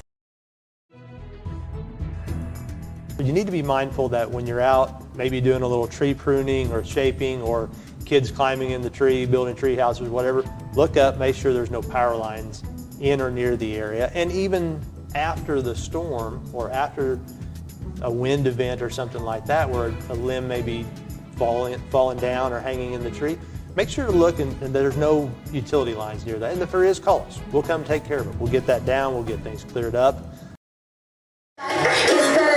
Bottom of the ninth, Lincoln Trail leads 13-3. Wabash Valley down to their last 3 outs. It'll be Mahan, Fivish, and Bond due up. Back in the old days, you wouldn't swing until you got a strike in the ninth inning if you're down by a lot of runs, but the game has changed a little bit. Might just turn him loose and see what plays. First pitch from Slade back out there after getting the last 2 outs of the bottom of the 8th. That's a strike on the outside corner. Slade walked the first 2 he faced, but eventually got out of it, didn't give up any runs. That pitch misses low. It's 1 ball, 1 strike. He walked Wang and Graham, but then got Legrande to pop out and Bonamalo to fly out to right field. Strand, the bases loaded. 1-1 to Mahan. That's inside and low, 2-1. Things stay like this. Lincoln Trail will play at 12:30 tomorrow against the winner of the next game, Kaskaskia and Frontier. And the Warriors will get the loser at 9:30 in the morning. The 2-1 pitch hit hard towards second base, past the diving peg into right field for a base hit for Keaton Mahan. He's not giving his at-bat away.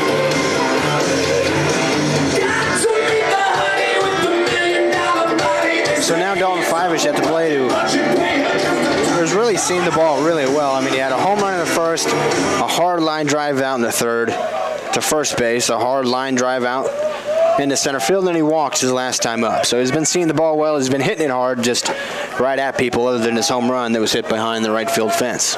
That was all the way back in the first. That pitch misses up and in, 1-0. Wabash Valley scored those 2 to tie it up 2-2, and then did not score again until in the 6th. They added 1. They were already down at that point.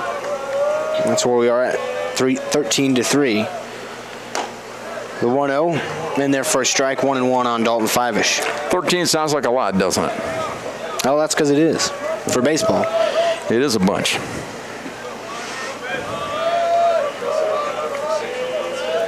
Mahan at first, Fivish at the plate, 1-1 count. The pitch from Slade outside, 2-1. Mahan leads at first. He would be the tying run if nobody makes an out.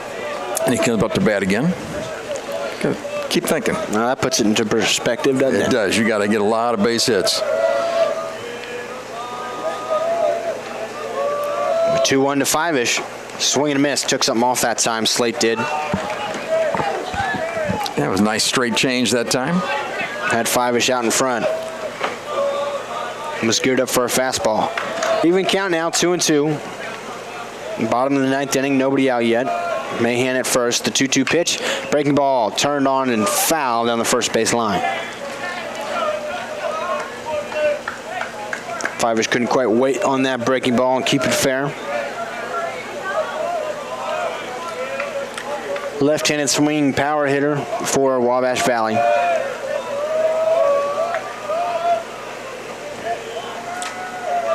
Still 2-2. The next pitch from Slate. That one's popped up into the outfield grass. Goes to the shortstop, Hilton, and makes the catch. Had to bow to the wind a little bit, but made the play.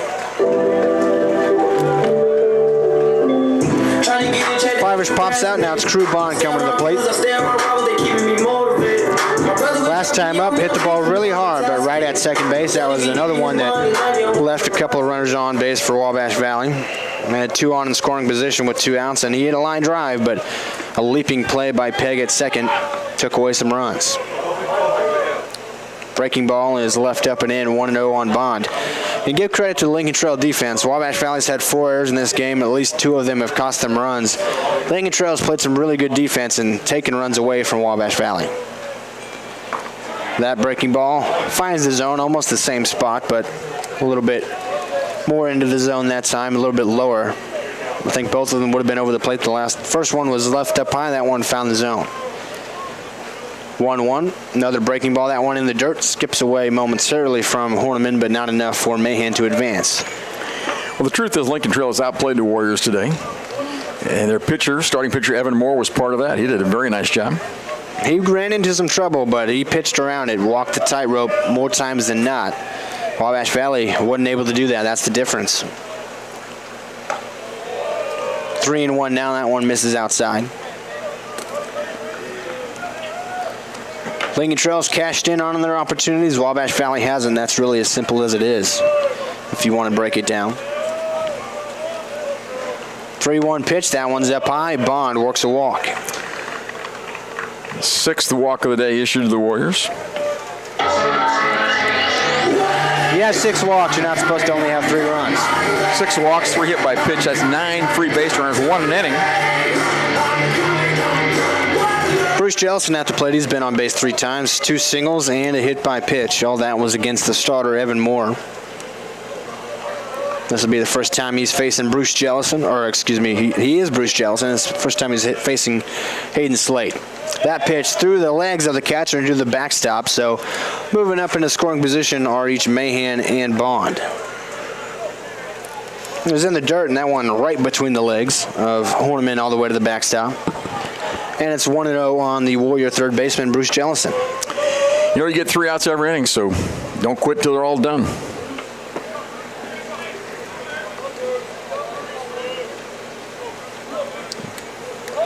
Mahan at third, Bond at second, Jellison at the plate with a 1-0 count.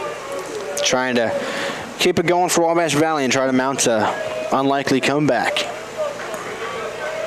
Slate, the right-hander, fires home the 1-0. That one low and outside, 2-0. Always laugh when you catch a ball in the other batter's box. You know, it looks like the catcher caught it right down the middle as he brings it back. That's kind of how they're teaching them to do it these days. 2-0 pitch to Jellison. That one's low and inside, 3-0. You know, if I were a major league umpire, I would tell the catcher, you know, your rate's not going up tonight. Every time you pull it back, it's going down. So, but that's not the way to do it. Jellison in the driver's seat, up 3-0. Next pitch, strike on the inside corner, 3-1. Now he's ready to unload. Heavy dose of breaking balls from Slate here. Bottom of the 9th, 1 out.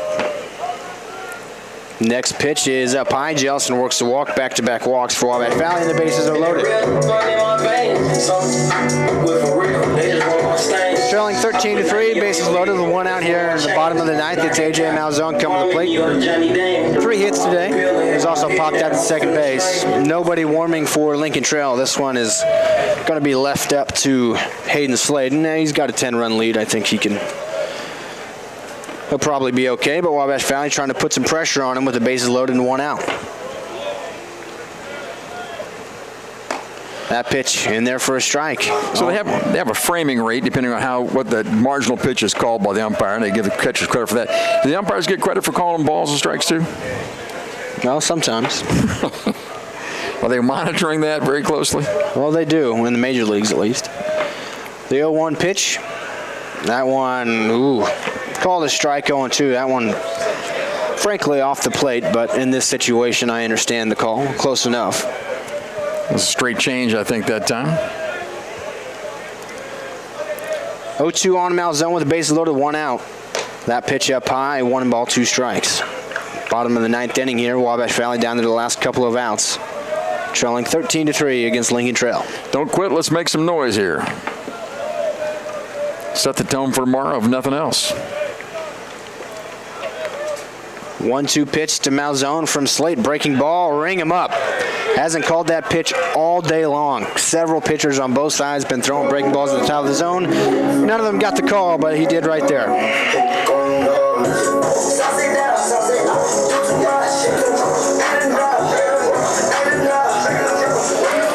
And so now it'll be Luke Diekman. He's a two-way player for Wabash Valley listed, so that's why he's hitting even though he's the pitcher in the last inning.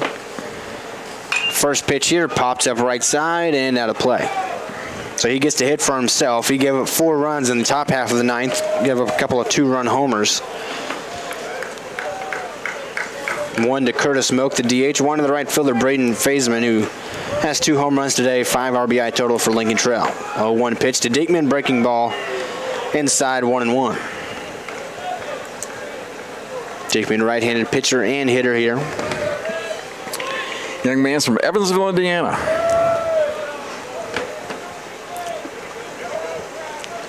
Slate brings home the 1-1. This one's hit towards third, and that is a foul ball.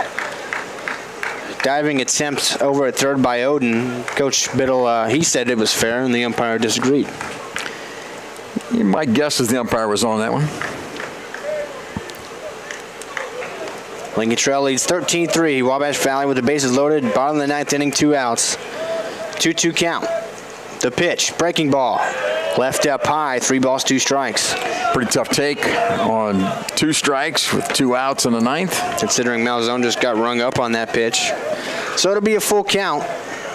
Runners can get big leads, a little bit of a running start if they'd like. 3-2 payoff pitch. Up high, walk for Diekman. And Wabash Valley gets at least 1 back and extends it to Patrick Graham.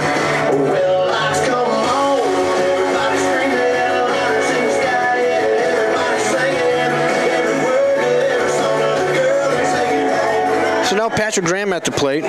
Walked his first at-bat in the 8th inning. His first collegiate hit was a grand slam against John A. Logan last year as a freshman. First pitch here is up, 1 ball, no strikes. How's that bullpen doing for Lincoln Trail? No, it's still quiet, huh? Nobody out there.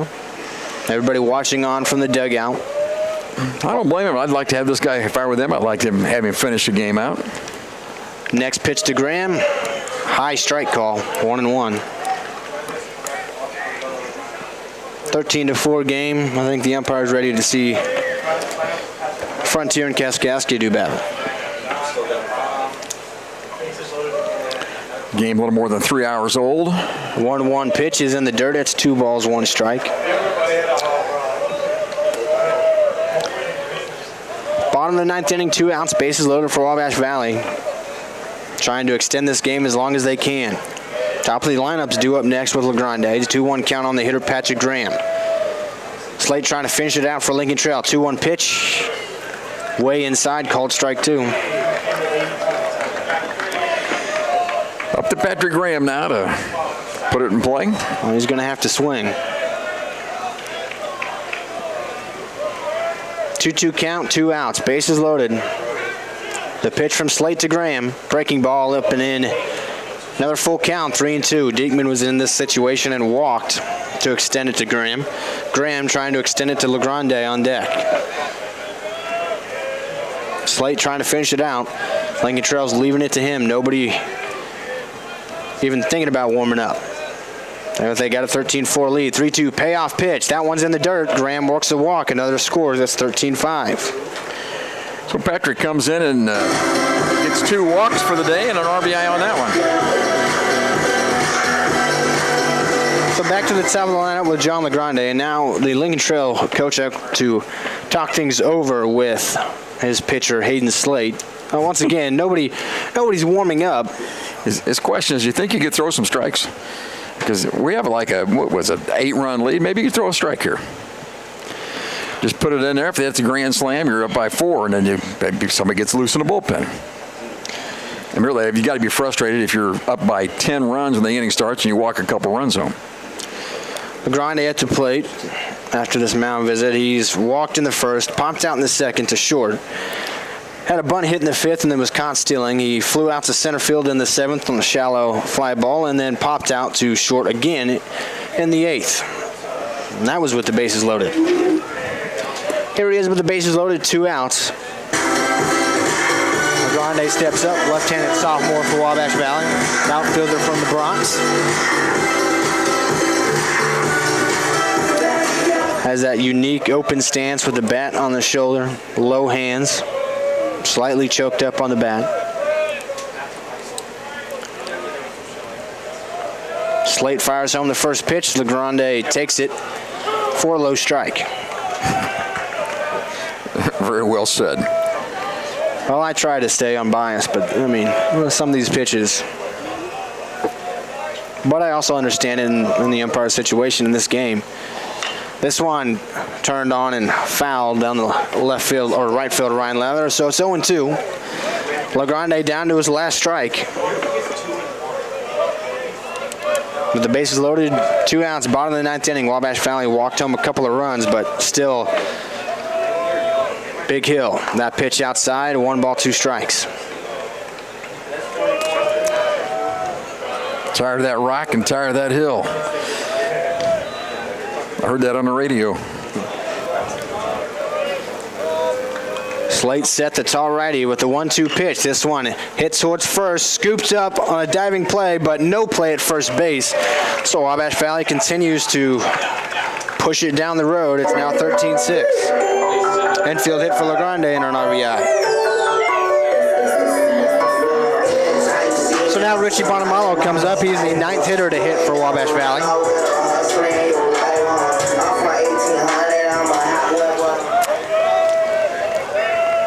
All 9 hitters in the lineup now coming up to the plate. Still bases loaded, but also still 2 outs. A big lead for Lincoln Trail. First pitch to Bonamalo, a strike on the outer half.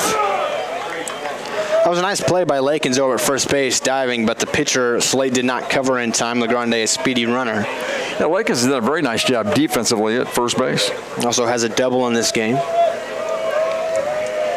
0-1 pitch to Bonamalo, breaking ball. Called strike at the top of the zone. Bonamalo just shakes his head. Bonamalo steps out and asks the umpire, "What time is it, sir? Got somewhere to go?" Think back to all the pitches Tate Lakin had right there that didn't get called strikes and cost him. 0-2 pitch to Bonamalo, low and inside, 1 ball, 2 strikes. That's all right. You just got to keep on battling. Now some people standing out at the Lincoln Trail bullpen, but not pitching yet. That pitch in the dirt. And Horniman lost it even though it was right underneath him. So I think the ball went off the umpire. 2-2 on the hitter. Bonamalo still battling. 2-2, 2 out, bottom of the 9th, down 13-6. The bases are loaded, trying to keep the line moving. Mahan started the inning. He's on deck. 2-2 pitch to Bonamalo. This one's popped up right side. Lakins will give it a look, but it's out of play.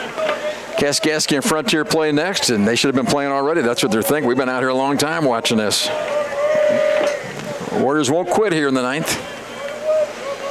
They've pushed across 3. They need several more. Slate set for the 2-2 to Bonamalo. Breaking ball hit towards third. Scooped up by Odin on a sliding stop. Throws to second. Lincoln Trail wins 13-6.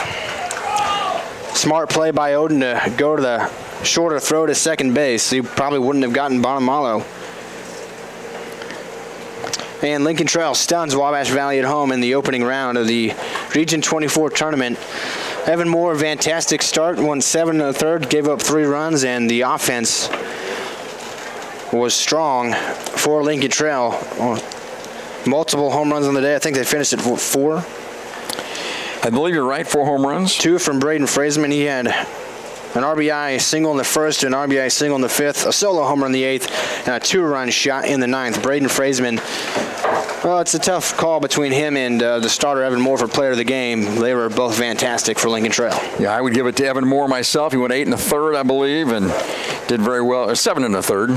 Did well for them and kept them in the game, worked out of trouble quite a bit. Here's what's coming up.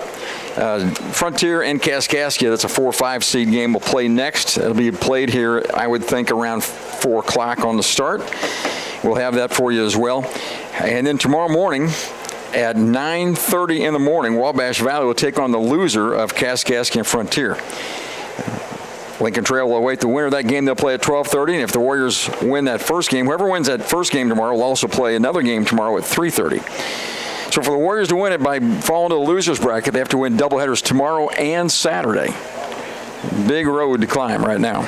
Well, the back's against the wall. That we'll have to see how they do the next couple of days, but we'll have Frontier against Kaskaskia here after their warm-up period on News Channel 15 YouTube. All of the Region 24 action here at the host site of Wabash Valley will be brought to you on News Channel 15 YouTube. Lincoln Trail surprises Wabash Valley. They win 13-6 in Game 1 of this tournament. We're going to end the stream here, and then it'll be a new stream for the next game if you're interested in seeing that one. Thank you guys for joining us on this one. We'll see you here in just a little while.